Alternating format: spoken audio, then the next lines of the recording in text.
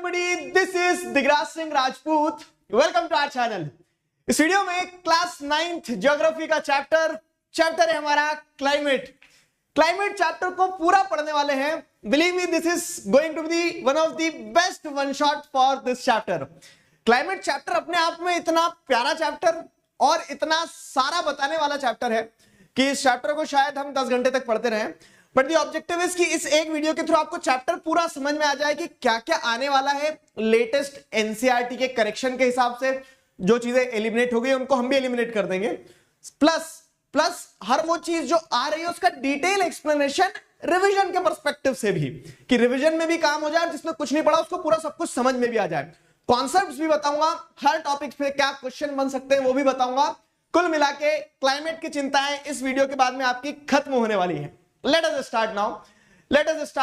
तो climate chapter जो है ना उसको थोड़ा सा आपको डॉट्स को कनेक्ट करना पड़ेगा. मतलब अभी तक जितना आपने 9th में ज्योग्राफी पढ़ा है, मैं उम्मीद करता हूं कि मजा आया होगा. तो अभी तक जितना ज्योग्राफी पढ़ा उससे कनेक्ट करो.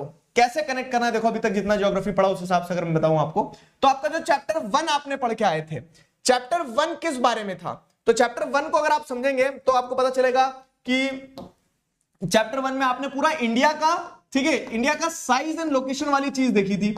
इंडिया का साइज एंड लोकेशन वाला पार्ट,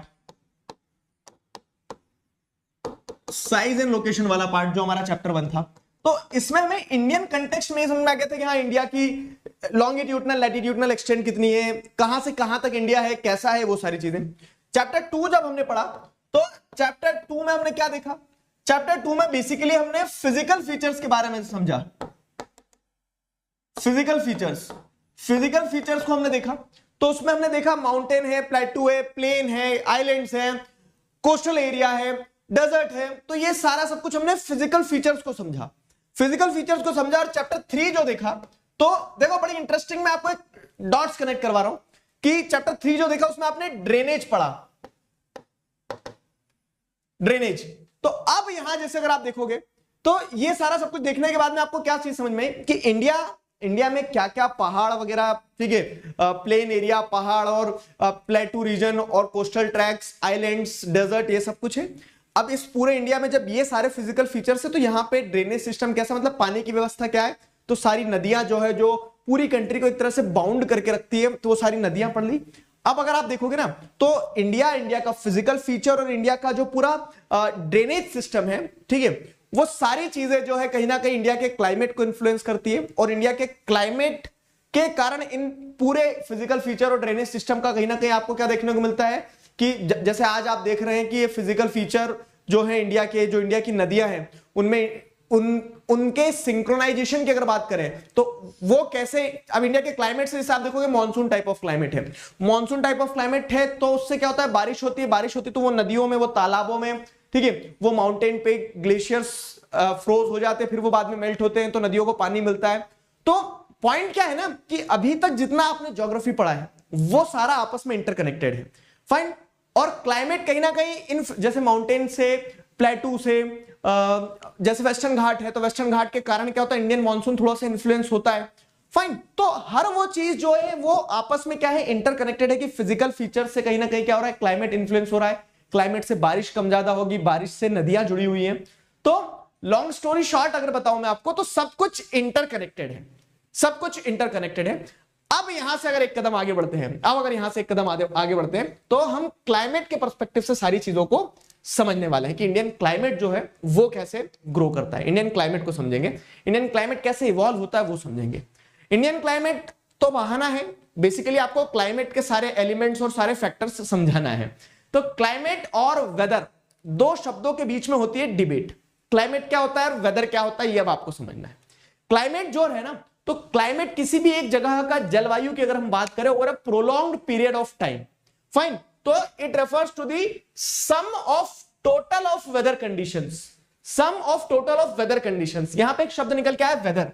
तो वेदर शब्द को भी अगर जिसमें देखें तो क्या हो रहा है ना, जैसे student, 1 student, 2 student, 3 student, 4 student, 5 student, 6 student.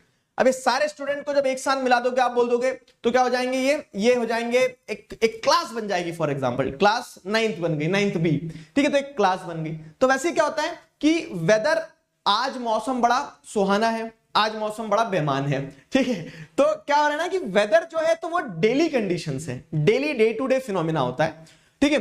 तो वो डे टू डे फिनोमिना का अगर आप सम टोटल कर देते हो, सारे डे टू डे फिनोमिना को अगर जोड़ देते हो एक साथ, ठीक है, तो it refers to the sum total of weather conditions and variations over a large area for a long period of time. तो एक बड़े क्षेत्र पे एक तरह का आपको क्या देखने को मिल रहा है, एक तरह का क्लाइमेटिक कंडीशन है जो कि रोज के डेली वेदर को मिला के बनता है, ठीक है, for a long period of time. तो वो आपका क्लाइमेट कहलाएगा। एक एग्जांपल लेते हैं, उससे सारी चीजें समझ में आ जाएंगी।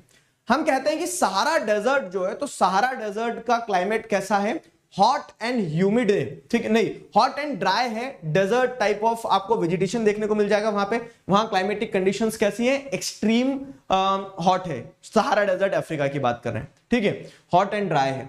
तो अब क्या हो रहा है ना कि लार्ज एरिया, सहारा डेजर्ट बहुत बड़ा है, और वहां पे सालों से, let's say for example more than 30 years वहां पे वैसी ही स्थितियां है। 19-20 होती है कि कभी किसी दिन क्या होता है, हवाएं तेज चल रही होती, कभी किसी दिन बारिश भी हो जाती है, लेकिन इन जनरल वो हॉट और ड्राई वेदर कंडीशंस रहती है, भीषण गर्मी रहती है, रेगिस्तान बना हुआ है।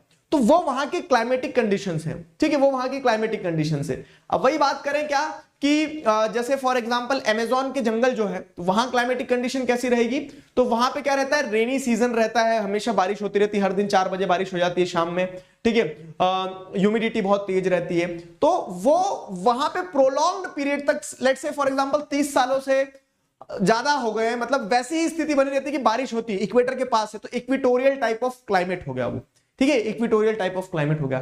तो क्या हो रहा है, sum total of weather conditions and variations over a large area for a long period of time is known as climate, ठीक है, क्लाइमेट ये हो गया। वेदर की बात करें तो it refers to the state of atmosphere over an area at any point of time. Weather मतलब वेदर यानी कि जो डे टू डे इन्फ्लुएंस हो रहा है।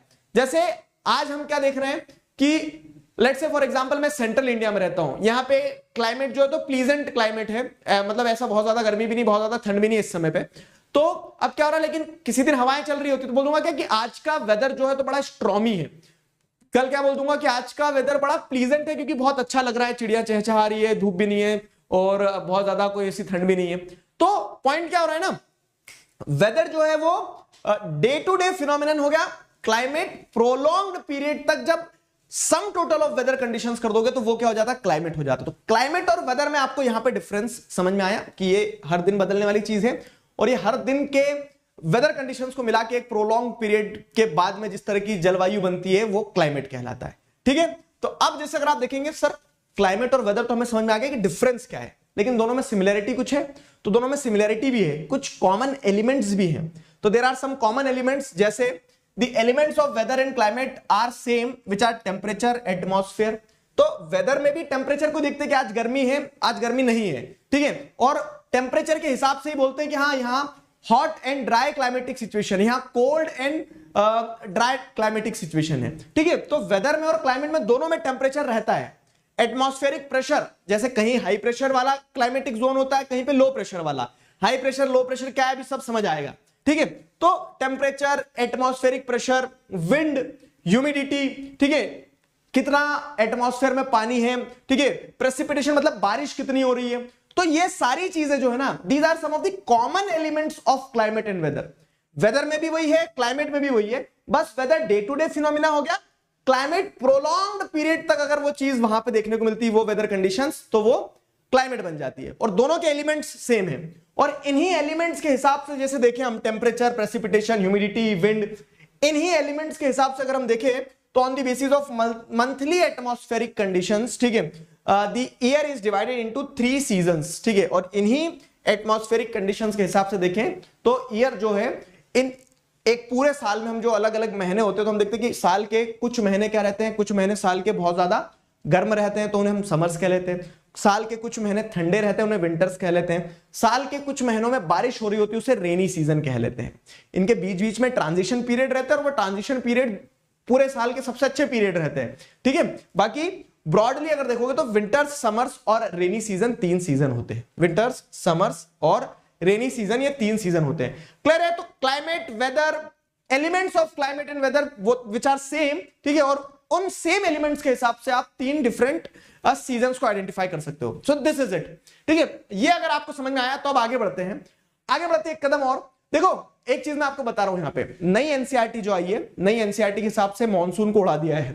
ठीक है, मॉनसून वाला टॉपिक हट गया है चैप्टर से, तो जो चैप्टर में बहुत डायनामिक्स जो थे वो मॉनसून के थे, और मॉनसून को कट शॉर्ट कर दिया है। ठीक है, मॉनसून को, एलिनो को और बहुत सारा जो पार्ट है वो एलिमिनेट हो गया है। नई एनसीईआरटी देखोगे तो वो नहीं पढ़ना है। अगर वो आपको पढ़ना चाह रहे हो, आपके स्कूल वाले पढ़ा रहे, तो I have already made the detail video on that, तो आप वो डिटेल वीडियो देख सकते हैं। बाकी अभी हम इसमें जो लेटेस्ट सिलेबस है उसके हिसाब से आगे बढ़ेंगे। ठीक है, आगे बढ़ते हैं। तो अब क्या हो रहा है ना कि जैसे अगर आप देखोगे तो इन्हीं क्लाइमेटिक कंडीशंस के हिसाब से वर्ल्ड को अलग अलग क्लाइमेटिक रीजन्स में डिवाइड किया गया है। ठीक है, जैसे मैंने बताया कहीं हॉट एंड ड्राई है, कहीं हॉट एंड ह्यूमिड है, कहीं कोल्ड है, तो कहीं पोलार क्लाइमेटिक कंडीशंस हो गई है। तो वर्ल्ड को जो है कहीं मानसून टाइप ऑफ क्लाइमेट है, तो वर्ल्ड को बहुत सारे क्लाइमेटिक रीजन्स में डिवाइड कर दिया गया है। अब जब वर्ल्ड को बहुत सारे क्लाइमेटिक रीजन्स में डिवाइड कर दिया गया है, तो सर इंडिया किस क्लाइमेटिक रीजन में आएगा? तो इंडिया में हम क्या बोलते हैं कि मॉनसून टाइप ऑफ क्लाइमेट है। अब ये मॉनसून वर्ड जो है मौसम वर्ड से डिराइव हुआ है, जो अरब ट्रेडर्स ने डिफाइन किया है। ठीक है, मौसम मतलब क्या है? फ्लो, जैसे आप देखेंगे रिवर्सल ऑफ विंड।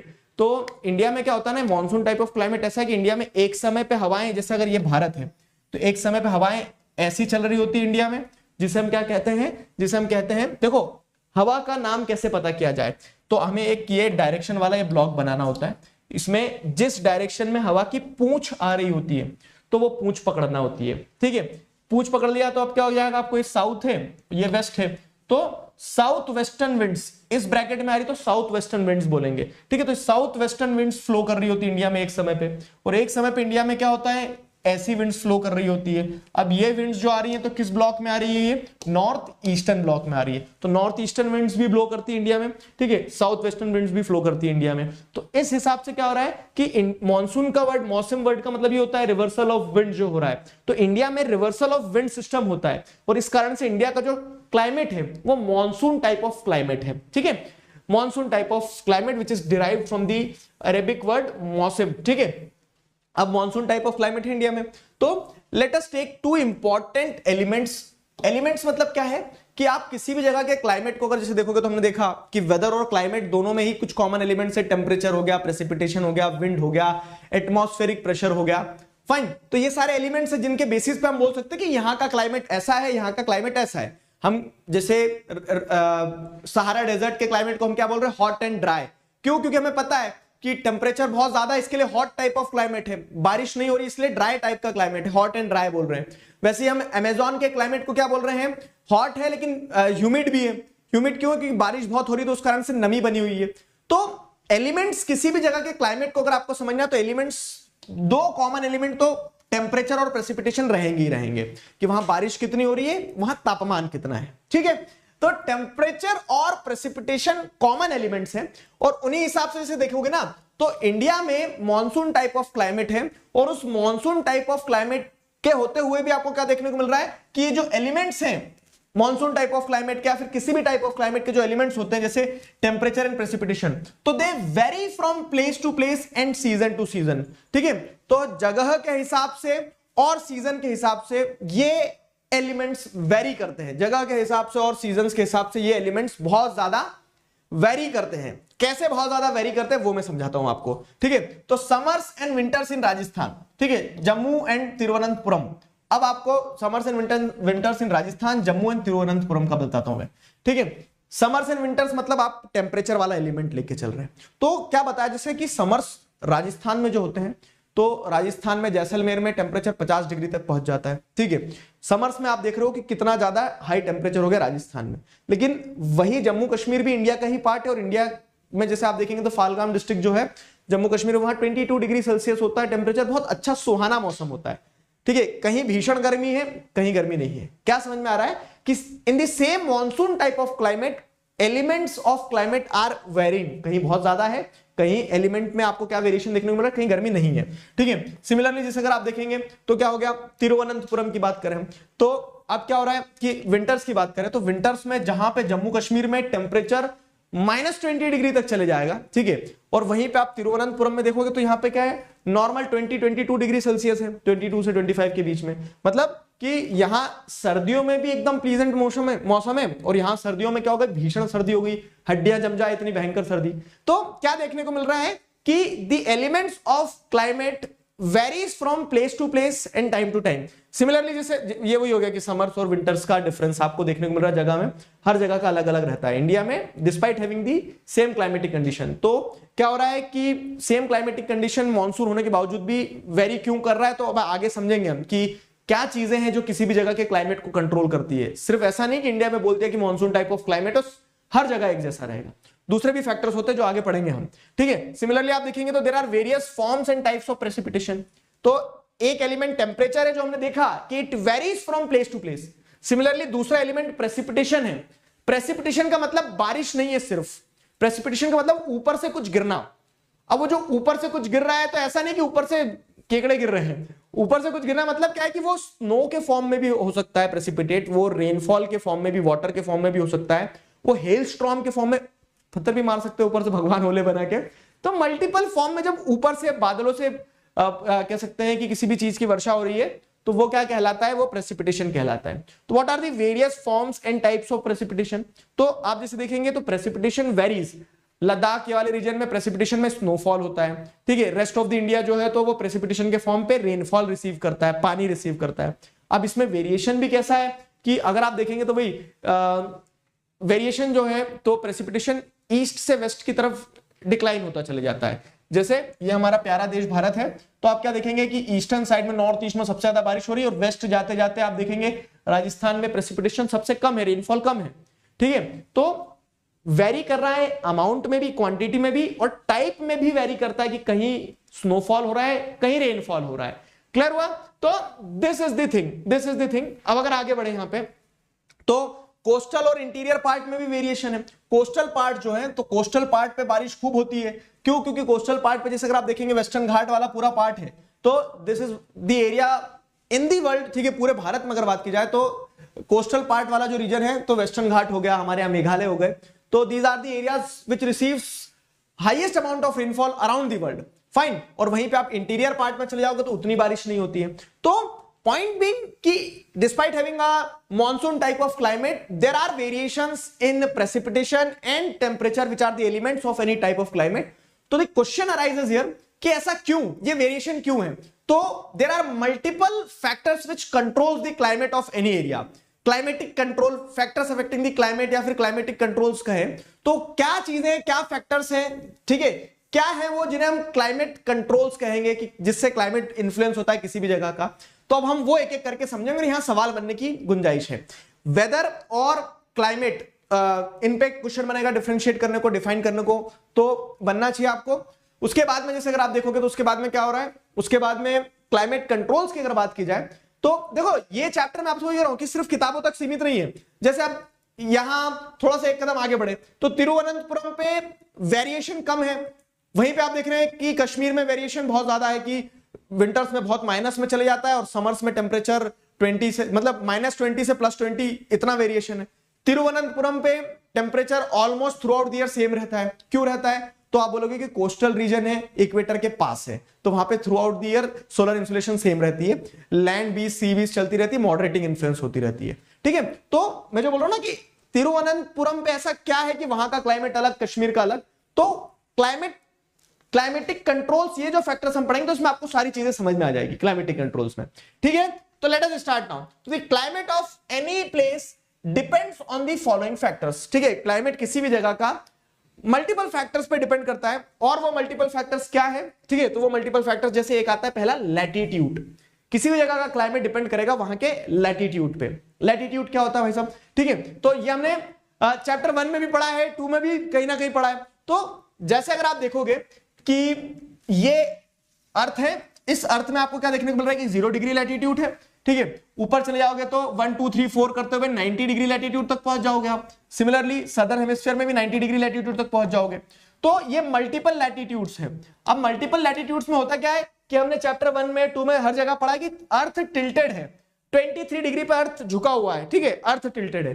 तो सोलर इंसुलेशन जो जाती है तो वो सोलर इंसुलेशन क्या है, एक पॉइंट में नदर्न हेमिस्फीयर में ज्यादा रहेगी, एक पॉइंट में सदर्न हेमिस्फीयर में ज्यादा रहेगी। और अर्थ का जो सेंटर वाला पार्ट है, ठीक है, ये सेंटर वाला जो पार्ट रहेगा, ठीक है, जिसे हम क्या कहते हैं, ट्रॉपिकल रीजन कहते हैं। 23 degree north, 23 degree in south, वो ट्रॉपिकल रीजन में हमेशा क्या रहेगी, सोलर इंसुलेशन हमेशा स्ट्रेट रहेगी, ज्यादा रहेगी। तो अब आपको समझना है क्या, the amount of solar energy received varies according to the latitude due to the curvature of the अर्थ।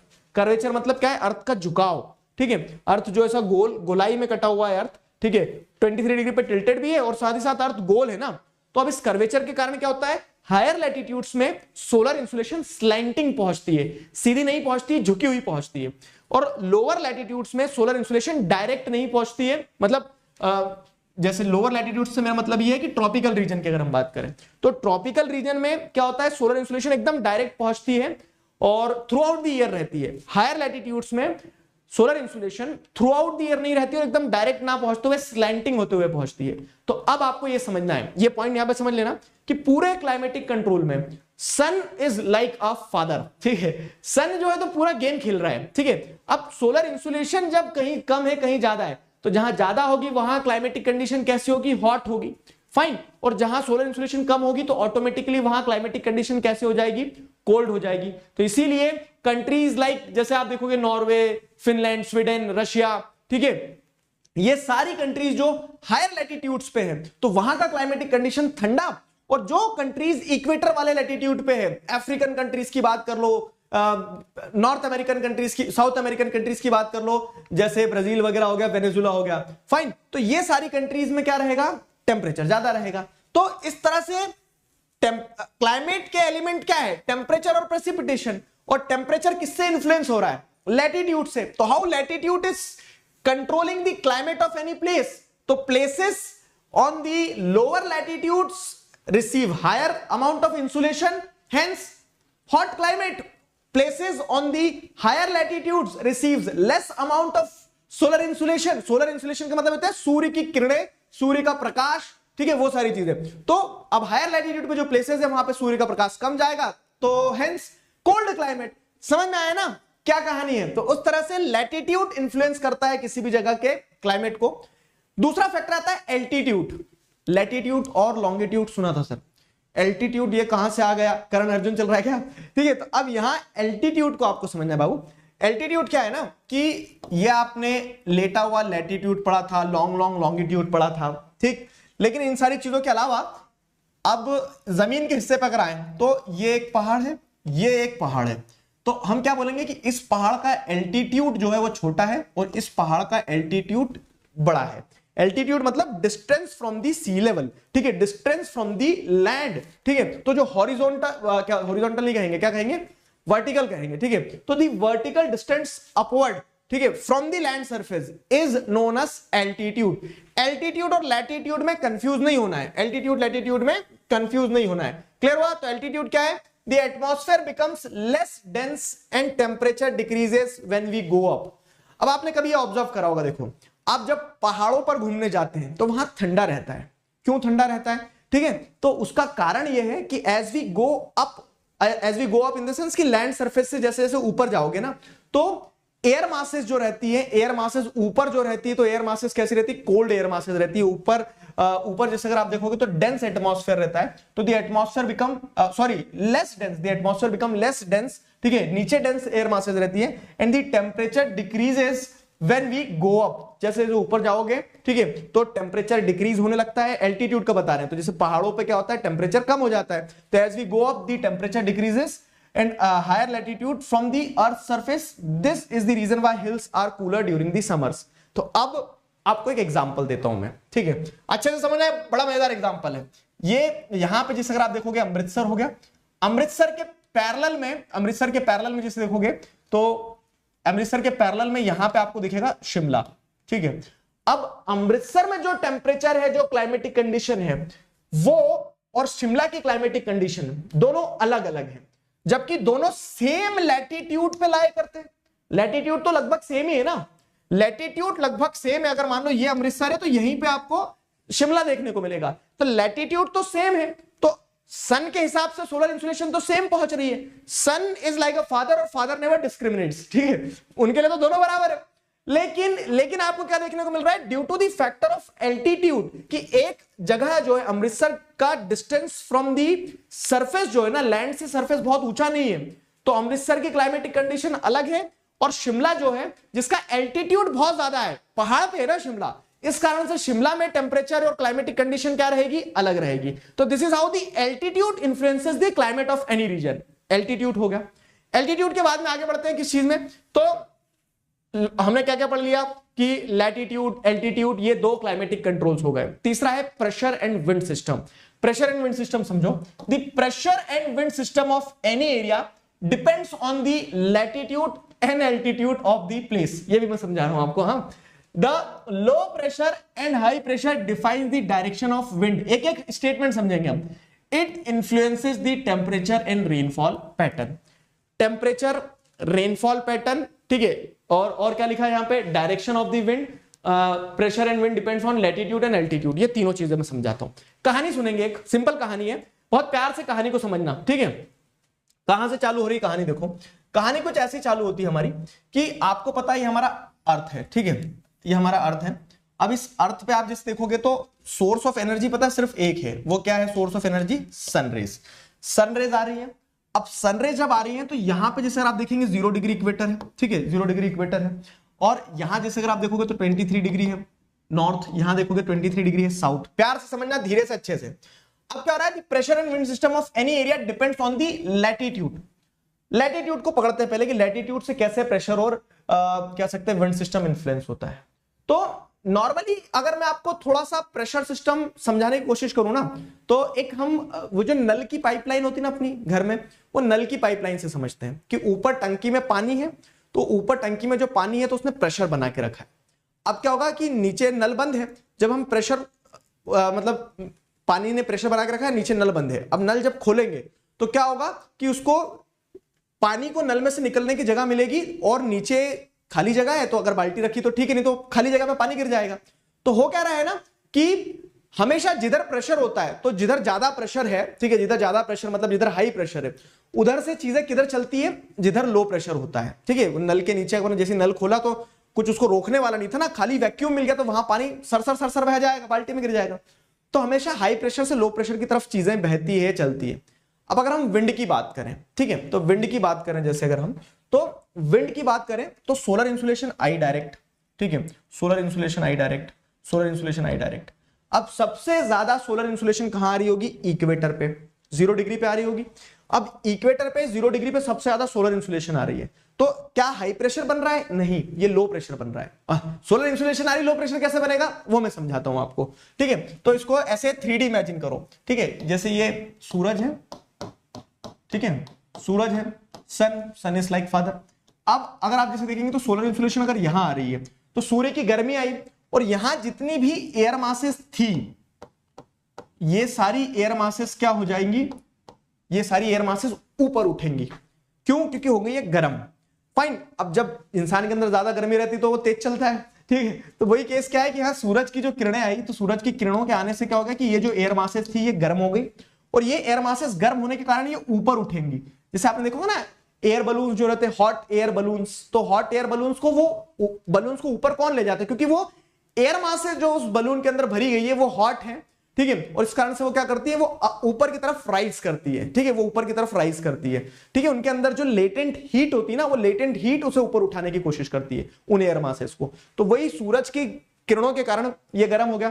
इसको सिंपल ऐसे भी समझ लो, क्या होगा कि अगर ये सूरज 2 मिनट के लिए हमारे गैस का बर्नर बन जाता है, तो नीचे से जब हीट सप्लाई होती है तो आपको क्या देखने को मिलता है कि पानी के बुलबुले ऊपर की तरफ दौड़ लगाते हैं, है ना। तो वो चाय पत्ती जो चाय बनते समय जिस तरह से ऊपर आती है और फिर ऐसे नीचे बैठती है ना, वो कुछ प्रेशर सिस्टम को ही समझाता है। तो जब हीट मिलती है एयर मासेस को, ठीक है, तो हीट मिलने से यहां क्या बनेगा, लो प्रेशर बनेगा, और यहां की एयर मासेस ऊपर उठेंगी। अब ऊपर उठेंगी तो ऐसा भी नहीं कि ऊपर जाके सूरज से गले मिल जाएगी कि आ गई पापा में, ठीक है। वो एयर मासेस क्या है कि ऊपर जाएंगी, और ऊपर जाने के बाद में एक समय के बाद में हमने क्या देखा कि एज वी मूव अप, क्योंकि सोलर इंसुलेशन क्या है, ग्राउंड लेवल पे है, तो as we move up temperature decreases, और वो टेम्परेचर डिक्रीज हो रहा तो वो एयर मासेस भी जो है तो उसके अंदर की हीट धीरे धीरे खत्म होते जाएगी और वो एयर मासेस एक पॉइंट पे आके ऊपर आके सैचुरेट हो जाएगी, अब और ऊपर तो जाएगी नहीं, ठीक है। तो वो एयर मासेस ऐसा नहीं कि एकदम ऊपर ही चले जाएंगी, तो वो जितना एलिवेट हो सकती है उतना एलिवेट होगी। इसके बाद में क्या होता है ना, इसके बाद में जैसे अगर आप देखोगे आप समझना कि यहां सोलर इंसुलेशन थी, यहां की एयर मासेस ऊपर उड़ गई है, यहां की एयर मासेस ऊपर उड़ गई है, तो यहां जगह कैसी हो जाएगी, खाली हो जाएगी, ठीक है, यहां जगह खाली हो जाएगी। बहुत अच्छे से समझना, यहां पे पूरा गेम है, यहां जगह खाली हो गई। अब मैंने आपको क्या बताया, जैसे वो नल के नीचे जगह खाली है, वैक्यूम है ना, तो पानी वहां पे आराम से सटक जाता है, ठीक। अब यहां पे हाई प्रेशर है, यहां की एयर मासेस को गर्मी नहीं मिली है, ध्यान रखना, यहां की एयर मासेस को गर्मी नहीं मिली है, यहां की एयर मासेस को गर्मी नहीं मिली है। तो जब यहां की एयर मासेस गर्म नहीं हुई है, ऊपर नहीं उठी है, तो वो अब ऐसा भी नहीं कि गड्ढा खोद के जमीन में घुस जाएगी वो एयर मासेस, ठीक है। तो वो एयर मासेस जगह चाह रही है कि उसको जहां वैक्यूम मिले वो उधर सटक जाए, तो यहां से एयर मासेस किधर चलेगी, जहां लो प्रेशर की एयर मासेस ऊपर उठ चुकी है, जहां वैक्यूम बना है, समझ में आया, जहां वैक्यूम बना है। तो मैंने जो बताया, always the water flows, always the wind flows from high pressure to low pressure, समझ में आया ना कैसे। तो ये हाई प्रेशर से लो प्रेशर की तरफ क्या कर गई, विंड्स चल गई। अब जब आप देख रहे हो कि धरती पे आप खड़े हो आंख बंद करके, ऐसे दोनों हाथ खोलकर, आपको हवा लग रही है, मतलब क्या है कि आप लो प्रेशर एरिया में खड़े हो, जहां पे हाई प्रेशर था उधर से हवाएं लो प्रेशर की तरफ चल रही है, ठीक है। अब ये ऊपर जो एयर मास गई थी, सर ऊपर ही टंगी हुई है क्या, किधर गई, तो मैं आपको बता रहा हूं, जब हाई प्रेशर से एयर मासेस लो प्रेशर की तरफ शिफ्ट हो गई, तो ये ऊपर की एयर मासेस नीचे हाई प्रेशर को और बिल्ड करेगी। क्यों, क्योंकि यहां जैसे अगर आप देखोगे, यहां क्या हो रहा है, यहां हाई प्रेशर था तो वो एयर मासेस वैक्यूम ढूंढ के लो प्रेशर एरिया में चले गई है, और अब ऊपर की जो एयर मासेस थी वो नीचे, ठंडी हवाएं जो रहती है ना, तो ठंडी हवाएं क्या रहती है, भारी रहती है, ठीक है, तो वो नीचे सेटल होती है, ठीक है। कोल्ड एयर मासेस भारी रहती है, वो नीचे सेटल होती है, तो वो हाई प्रेशर एरिया में जो हाई प्रेशर एरिया की विंड जो लो प्रेशर एरिया पे चले गई है, सरफेस विंड्स, तो वो यहां जो वैक्यूम बनेगा उसको क्या होगा, उसको जैसे आप देखोगे तो एटमॉस्फेयर की कोल्ड विंड्स सबसीड होगी नीचे, फाइन। तो यहां वैक्यूम बनेगा, और ये जो लो प्रेशर की एयर मासेस ऊपर उठी थी, तो ये ऊपर उठने के बाद डाइवर्ज हो जाती है, मैंने वही बोला, ऊपर जाके सूरज से गले नहीं मिल जाएगी, तो वो डाइवर्ज हो जाती है, वो डाइवर्ज हो जाती है, ठीक है। तो इस तरह से एक साइकिल बनता है, एक साइकिल बनता है, एक एटमॉस्फेरिक साइकिल बनता है, ठीक है।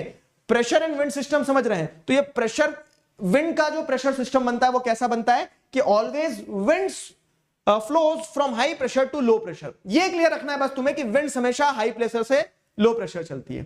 अब इतना समझने के बाद हमें यह समझना है कि पढ़ क्यों रहे हम, तो ये इसलिए पढ़ रहे हैं क्योंकि the pressure system and wind system of any area depends on latitude and altitude of the place.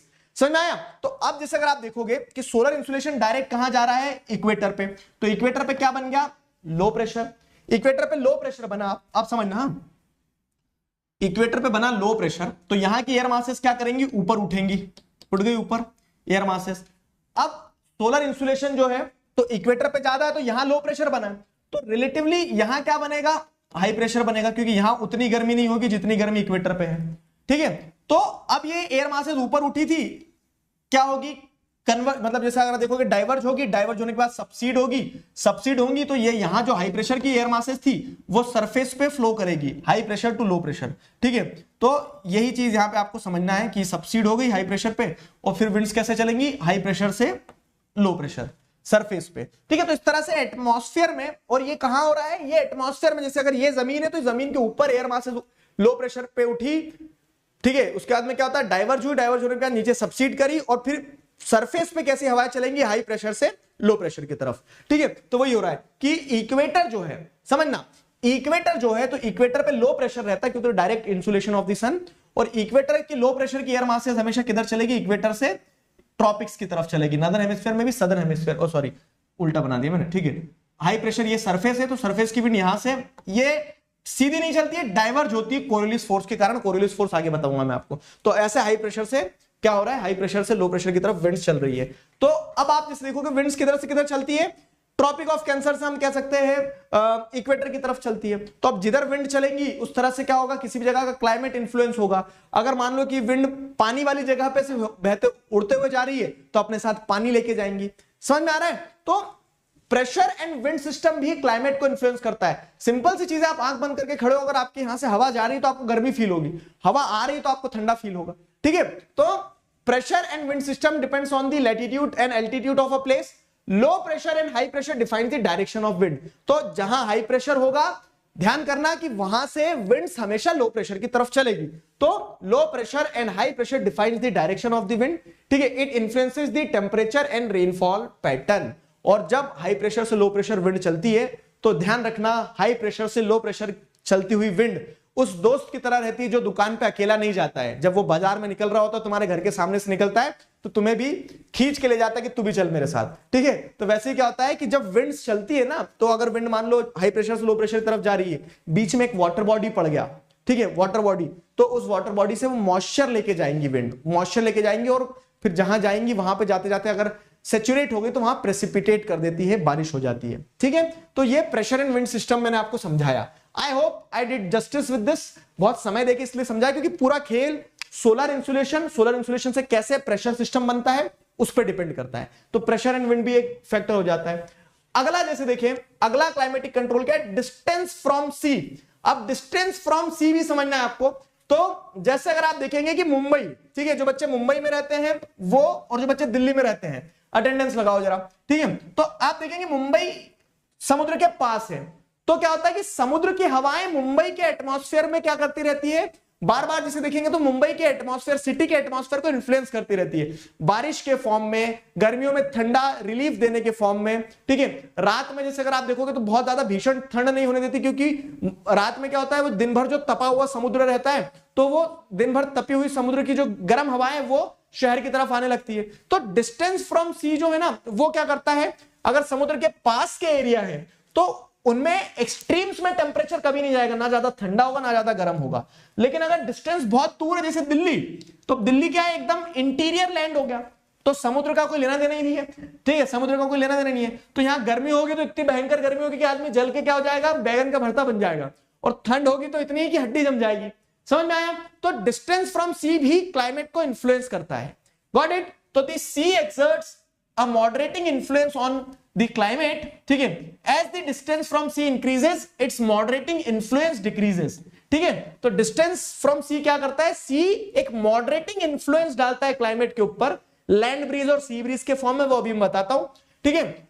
और जैसे जैसे सी से डिस्टेंस दूर होते जाएगा वैसे वैसे क्या होता चले जाएगा, सी जो मॉडरेटिंग इन्फ्लुएंस आपके ऊपर दे रहा है वो कम होते जाएगी, and people experience extreme weather condition.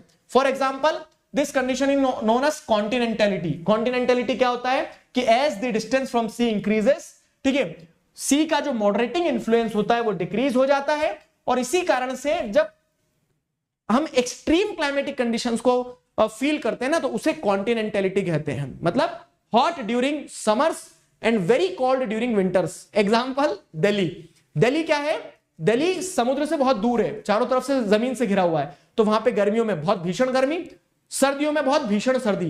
कारण क्योंकि समुद्र के आसपास रहता है, तो समुद्र से एक मॉडरेटिंग इन्फ्लुएंस चलती रहती है जो कि नहीं होती है। जैसे जैसे क्या हो रहा है, जैसे आप देखेंगे तो दिन के समय में क्या होता है, दिन के समय में जो समुद्र के पास की जगह रहती है, तो दिन में समुद्र का पानी ठंडा रहता है, ठीक है, समुद्र का पानी ठंडा रहता है, तो वो ठंडा पानी के कारण वहां की जो एयर मासेस रहती है वो भी ठंडी रहती है, और वो ठंडी एयर मासेस किधर चलती है, जमीन की तरफ। जमीन और पानी की एक कैरेक्टरिस्टिक है कि जमीन बहुत जल्दी गर्म भी होती है और बहुत जल्दी ठंडी भी होती है।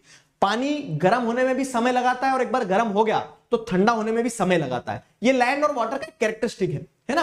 तो अब जैसे अगर आप देखोगे कि दिन में जमीन तो बहुत जल्दी गर्म हो गई, तो गर्म हो गई तो वहां लो प्रेशर बन जाएगा, एयर मासेस ऊपर उठेंगी ना, लो प्रेशर बन गया, फाइन। अब वो एयर मासेस ऊपर उठ गई, लो प्रेशर बन गया, और वो ऊपर उठ के फिर वही सूरज को जाके गले नहीं लगाएगी, वो क्या होगी, वो डाइवर्ज होंगी और वो समुद्र की तरफ चलेंगी, समुद्र की तरफ ऊपर एयर, अपर एयर सर्कुलेशन में, ठीक है। और सरफेस पे क्या होगा कि समुद्र पे जो एयर मासेस है ये ठंडी है, तो यहां जो वैक्यूम बना था उस वैक्यूम की तरफ दौड़ लगा जाएंगी एयर मासेस, ठीक है। तो दिन के समय में सी ब्रीज चलती है, cool air from oceans move towards the hot land surface, ठीक है। तो मॉडरेटिंग इन्फ्लुएंस चल रही है। सिमिलरली रात में क्या होगा, रात में आप जैसे देखोगे तो अब रात में ऐसा होता है कि दिन भर में समुद्र गर्म हो गया है, बहुत समय लगा उसको, अब ठंडा भी धीरे धीरे होगा, लेकिन जमीन रात में फटाक से ठंडी हो जाती है। तो अब क्या होता है, अब जैसे अगर आप देखोगे तो अब लो प्रेशर कहां बना हुआ है, अब लो प्रेशर रिलेटिवली समुद्र के ऊपर, तो अब एयर मासेस क्या होती है, समुद्र से ऊपर उठ रही है, और जमीन जो कि ठंडी हो गई है, तो यहां से कोल्ड एयर मासेस किस तरफ चलती है, समुद्र की तरफ चलती है। इसे लैंड ब्रीज कहते हैं। तो ऐसे समुद्र के पास की अगर जमीन है तो उसके ऊपर समुद्र इन्फ्लुएंस करता रहता है, लैंड ब्रीज सी ब्रीज के फॉर्म में, और उस कारण से एक्सट्रीम्स में क्लाइमेट नहीं देखने को मिलता है, और जो लैंड समुद्र से दूर होती है वहां पे आपको एक्सट्रीम्स में क्लाइमेट देखने को मिलता है, जिसे हम क्या कहते हैं, कॉन्टिनेंटैलिटी कहते हैं। समझ में आया, कॉन्टिनेंटैलिटी कहते हैं। अगला एक और क्लाइमेटिक कंट्रोल, क्या क्या क्लाइमेटिक कंट्रोल देख लिया अभी तक, latitude, longitude, pressure and wind system और साथ ही साथ डिस्टेंस फ्रॉम सी। अब अगर एक और क्लाइमेटिक कंट्रोल को अगर देखें तो है ओशियन करंट्स। ओशियन करंट्स भी क्या करते हैं, ओशियन करंट्स भी जैसे अगर आप देखोगे तो वो किसी भी जगह के क्लाइमेट को इन्फ्लुएंस करते हैं। फॉर जैसे example, ocean currents along with onshore winds affect the climate of coastal area. For example, any coastal area with warm cold current, warm or cold currents flowing past it will be warmed or cooled if the winds are onshore। ठीक है, winds are onshore। Distance from sea और ocean currents दो अलग अलग चीज है। जैसे ये यहां पे जैसे एक एग्जांपल के तौर पे देख रहे हैं कि ये मुंबई है, मुंबई के पास समुद्र है, तो ये डिस्टेंस फ्रॉम सी वाला फैक्टर हो गया। और ओशियन करंट मतलब क्या है, ओशियन करंट मतलब कि जैसे ये पूरा सदर्न अमेरिका है, अब इस सदर्न अमेरिका के बाजू में ये जो समुद्र है, ये समुद्र का पानी अगर ठंडा है तो उसका प्रभाव साउथ अमेरिका पे अलग पड़ेगा, और यही समुद्र का पानी साउथ अमेरिका की ईस्टर्न साइड पे अगर गर्म है तो उसका प्रभाव अलग पड़ेगा। कैसे प्रभाव अलग पड़ेगा वो मैं समझाता हूं। देखो, मैं आपको है ना थोड़ा सा एक एक्स्ट्रा माइल लेके चल रहा हूं, क्योंकि जिन बच्चों ने अभी तक चैप्टर पढ़ा ही नहीं है तो उनको भी सारी चीजें एक बार रिकॉल हो जाए। क्या होता है कि इक्वेटर पे वही sun is like a father, solar insulation आ रही है, सारी चीजें, तो इक्वेटर पे गर्मी रहेगी। अब इक्वेटर पे गर्मी है तो इक्वेटर का समुद्र का पानी भी कैसा रहेगा, गर्म रहेगा। ठीक है, इक्वेटर का समुद्र का पानी गर्म है भैया, तो ये रेड कलर में जो पानी चल रहा है ये गर्म पानी है। ठीक है, गर्म पानी है, गर्म पानी फ्लो कर रहा है इस तरह से। ठीक है, गर्म पानी फ्लो कर रहा है। अब ये गर्म पानी फ्लो कर रहा है, अब ये गर्म पानी फ्लो कर रहा है रेड कलर में। अब ये गर्म पानी क्या होगा, अब जमीन आ गई ना, ऐसा थोड़ी ना कि जमीन को बाहर ले जाएगा पानी, तो पानी नीचे की तरफ क्या हो गया, डाइवर्ज हो गया। ब्राजीलियन करंट कहा जाता है जिसे। करंट मतलब क्या है कि ओशियन का पानी बहता रहता है ऊपर ऊपर, तो वो ओशियन करंट्स हैं। ठीक है, तो ocean currents, warm ocean current देखने को मिल रहा है आपको इक्वेटर से जो ओरिजिनेट हो रहे हैं, क्योंकि इक्वेटर का पानी गर्म है। ठीक है, अब क्या हो रहा है, वो वार्म ओशियन करंट है, लेकिन जब वो warm ocean current south America के जैसे ईस्टर्न पार्ट से लग के कहां चले जाएंगे, अंटार्कटिक वाले रीजन में चले जाएंगे। ठीक है, अब इधर नीचे अंटार्कटिक में तो टेम्परेचर कम है ना, पानी का टेम्परेचर कम है, तो यहाँ ठंडा पानी, तो अब वो ठंडे पानी में जब मिल जाएगा गर्म पानी तो खुनखुना पानी हो जाएगा, और फिर जब वो आगे और बहने लगेगा, तो अब मैं येलो कलर कर रहा हूं। ठीक है, येलो कलर, हाँ येलो कलर कर रहा हूं, तो जब आगे बहने लगेगा तो वो कोल्ड करंट बन के बहेगा। अब आगे बहते बहते उसे क्या दिखेगा, अफ्रीका के लैंड टकरा गया, तो लैंड से टकराने के बाद में क्या हो जाएगा, फिर वो ऊपर की तरफ बहेगा, क्योंकि एक सर्कल यहां भी बन गया ना, पानी बह रहा है ओशियन में, तो वो इधर से इधर गया, इधर से इधर गया, तो एक वैक्यूम बनता चला जाएगा और पानी भी एक सर्कल में बहेगा। ठीक है, एक साइकिल बनाएगा अपना। तो अब आपको क्या देखने को मिल रहा है कि जो कोल्ड ओशियन करंट्स आएंगे, वेस्टर्न साइड पे कोल्ड रहेंगे ओशियन करंट्स। अब कोल्ड ओशियन करंट है तो कोल्ड ओशियन करंट में इवापोरेशन अच्छे से होगा क्या, नहीं, बहुत तेज इवापोरेशन नहीं होगा। बहुत तेज इवापोरेशन नहीं होगा तो क्या क्लाउड फॉर्मेशन होगा, नहीं। अब जब क्लाउड फॉर्मेशन नहीं होगा तो क्या प्रेसिपिटेशन होगा, नहीं। तो एक सवाल है आपकी बुक में कि why most of the deserts are on the western margin. क्यों, क्योंकि वेस्टर्न मार्जिन पे हमेशा क्या देखने को मिल रहा है आपको, वेस्टर्न मार्जिन पे आपको हमेशा कोल्ड करंट्स देखने को मिल रहे हैं। ठीक है, वेस्टर्न मार्जिन पे यहां कोल्ड करंट है, वेस्टर्न मार्जिन पे यहां कोल्ड करंट है, ऑस्ट्रेलिया के पास भी वेस्टर्न मार्जिन पे कोल्ड करंट चल रहे हैं पानी के, ओशियन में यहां पे कोल्ड करंट चल रहे हैं, फ्लो कर रहे हैं, तो उस कारण से कोल्ड करंट है, तो इवापोरेशन उस लेवल पे नहीं हुआ, क्लाउड फॉर्मेशन उस लेवल पे नहीं हुआ, प्रेसिपिटेशन नहीं हुआ उस लेवल पे, तो इस कारण से वो कोल्ड करंट के कारण क्या रहेंगे, क्लाइमेट जो रहेगा वेस्टर्न मार्जिन्स का वो कैसा रहेगा, डेजर्ट वाला रहेगा, मतलब वहां पे हॉट एंड ड्राई क्लाइमेट हो गया। समझ गए। तो ये आपको सिंपल चीज ध्यान रखना होगी कि कैसे ओशियन करंट जो है वो किसी भी जगह के क्लाइमेटिक कंडीशन को इन्फ्लुएंस कर रहे हैं। फिर आता है रिलीफ। अब रिलीफ से ये सिरदर्द वाली रिलीफ नहीं, रिलीफ भी एक क्लाइमेटिक फैक्टर होता है। रिलीफ मतलब कि किसी भी जगह पे किस तरह का फिजिकल फीचर है, क्या वो प्लेटू है, क्या वो माउंटेन है, क्या है। ठीक है, तो अब जैसे अगर आप देखोगे, high mountain acts as a barrier for cold और hot winds, they may also cause precipitation if they are high enough and lie in the path of rain bearing winds. एक एग्जांपल देता हूं मैं आपको इंडिया का, यहां mountains हैं। ठीक है, ये माउंटेन्स हैं, वेस्टर्न घाट। अब यहां से जो मैं आपको बता रहा था ना कि मॉइस्चर लेडन विंड्स जो चलती है, जिसे हम साउथ वेस्ट विंड्स कहते हैं, जिन्हें हम मानसून विंड्स कहते हैं, तो वो जब वेस्टर्न घाट से टकराती है ना, तो वेस्टर्न घाट बोलता है हफ्ता निकाल। ठीक है, मतलब कि तुम मुझे चेज करके जाओगी, विंड्स मेरे ऊपर से निकल के जाओगी। तो कभी कभी माउंटेन ने रोक दिया विंड को, अब वो विंड ऐसी सीधी जा सकती थी, लेकिन अब वो माउंटेन को पूरा चेज करेंगी, और ऊपर चढ़ते समय विंड क्या हो जाएंगी, सैचुरेट हो जाएंगी, थक जाएंगी, ऊपर जाते जाते थक जाएंगी तो वहीं बैठ जाएगी, मतलब वो चेज करते समय ठीक है, माउंटेन पे चढ़ते समय विंड कोल्ड हो जाएगी, सैचुरेट हो जाएगी और वही प्रेसिपिटेट हो सकती है ना, विंड्स ऊपर जब चलेंगी तो प्रेसिपिटेट हो सकती है कंडेंस होके। तो इसी कारण क्या होता है, यहां पे लिखा है कि अगर माउंटेन्स बैरियर की तरह काम करते हैं कोल्ड विंड या हॉट विंड को, ठीक है, और at times they can cause precipitation, तो इसे ओरोग्राफिक रेनफॉल भी कहते हैं हम। ध्यान रखना ये शब्द कि जब माउंटेन के कारण क्या होता है, mountain obstructs the direction of wind and winds are forced to chase that mountain, ठीक है, and in that process if the winds condense and precipitates, तो this type of rainfall is known as orographic rainfall, ठीक है। तो यहां पे इस तरह से आपको क्या देखने को मिलता है कि रेन बियरिंग विंड्स वगैरह जो रहती है तो उनसे पानी हफ्ते के फॉर्म में निकलवा लेती हैं। तो रिलीफ फीचर, माउंटेन क्या कर रहा है, क्लाइमेट को इन्फ्लुएंस कर रहा है। अगर माउंटेन नहीं होता, जैसे हिमालयाज नहीं होते तो पता क्या होता, हिमालयाज नहीं होते तो हमारे यहां से जो विंड्स जा रही थी वो चाइना में निकल जाती, चाइना में बारिश होती, ठीक है, तिब्बत में बारिश होती। तो इस कारण से क्या हो गया कि माउंटेन्स ने, हिमालयाज ने रोक दिया, रुको इंडिया में बारिश करो। तो माउंटेन्स जो है वो एक रिलीफ का पार्ट है, reliefs are influencing the climate of a region, ठीक है। The leeward side of mountain remains relatively dry. अब वहीं पे जैसे अगर आप देखोगे कि ये माउंटेन है तो ये विंड्स अगर आ रही है मॉइस्चर लेडर विंड्स, ये विंड्स अगर आ रही है मॉइस्चर वाली, तो वो विंड्स ने इस साइड तो खूब प्रेसिपिटेशन करवा लिया, अब वो विंड से बोलते हैं जाओ आगे जाओ, तो वो विंड सब आगे जाती है। तो ये जो लीवर्ड साइड होता है ना माउंटेन का, माउंटेन के दो साइड होती है, जिधर विंड टकरा रही है उसे विंडवर्ड साइड कहते हैं, ठीक है, ये विंडवर्ड साइड होगा, और जिधर विंड नहीं टकरा रही वो लीवर्ड साइड होगा, मतलब शेडो एरिया जो रहता है। तो शेडो एरिया इसीलिए क्या रहता है, सूखा रह जाता है। तो आप देखोगे ना क्या होता है कि वेस्टर्न घाट के विंडवर्ड साइड पे तो खूब बारिश होती है, और वेस्टर्न घाट के जो लीवर्ड साइड है वहां पे क्योंकि यहां पे पूरा प्रेसिपिटेशन हो गया तो अब विंड्स आगे बढ़ जाती है, ये लीवर्ड साइड जो रहता है यहां ड्राई रह जाता है। तो रिलीफ फीचर ने कैसे एक जगह का क्लाइमेट, ठीक है, 20 किलोमीटर का डिफरेंस होगा, मान लो कि 20 किलोमीटर इधर पूरा पानी है, बहुत ज्यादा, वर्ल्ड का हेवीएस्ट रेनफॉल इधर हो रही है, ठीक है, और 20 किलोमीटर इस साइड लीवर्ड साइड पे बारिश नहीं हो रही है। तो कैसे रिलीफ फीचर किसी जगह के क्लाइमेट को इन्फ्लुएंस कर देती है, समझ गए। तो ये सारे फैक्टर्स मैंने आपको बताया कि what are the climatic controls. अब इन पे सवाल बनता है दोस्त, कैसे, एक एक करके पूछा जा सकता है आपसे सवाल, बताओ एक एक करके सवाल कैसे पूछा जा सकता है कि हाउ, ऐसा सवाल आ गया लेट्स से फॉर एग्जांपल कि how latitudes influence the climate of any region, how longitude, how distance from the sea, how pressure and wind system influences the climate of any region. तो किसी भी तरह से सवाल आएगा, घबराओगे तो नहीं, क्यों, क्योंकि आपने समझ लिया हर चीज को, मैंने बहुत अच्छे से समझा दिया, ये वन शॉट में ही क्लियर हो गया है वो, ठीक है। तो हर एक चीज पे आपको सवाल अगर बनता है तो आपको पता होना चाहिए कि how the let's say for example ocean currents influences, तो हम सिंपल लिखेंगे कि ओशियन करंट्स जो ऑनशोर फ्लो करते हैं, तो the nature of ocean currents, if the ocean currents are warm they will influence the climate in a way that there will be more precipitation, but if the ocean currents are cold, so cold ocean currents will not lead to the precipitation and the climate of that area will be influenced by the onshore ocean currents influence कर रहे हैं, ठीक है, वो चीज ध्यान रखना है। अब आ जाओ इंडिया में,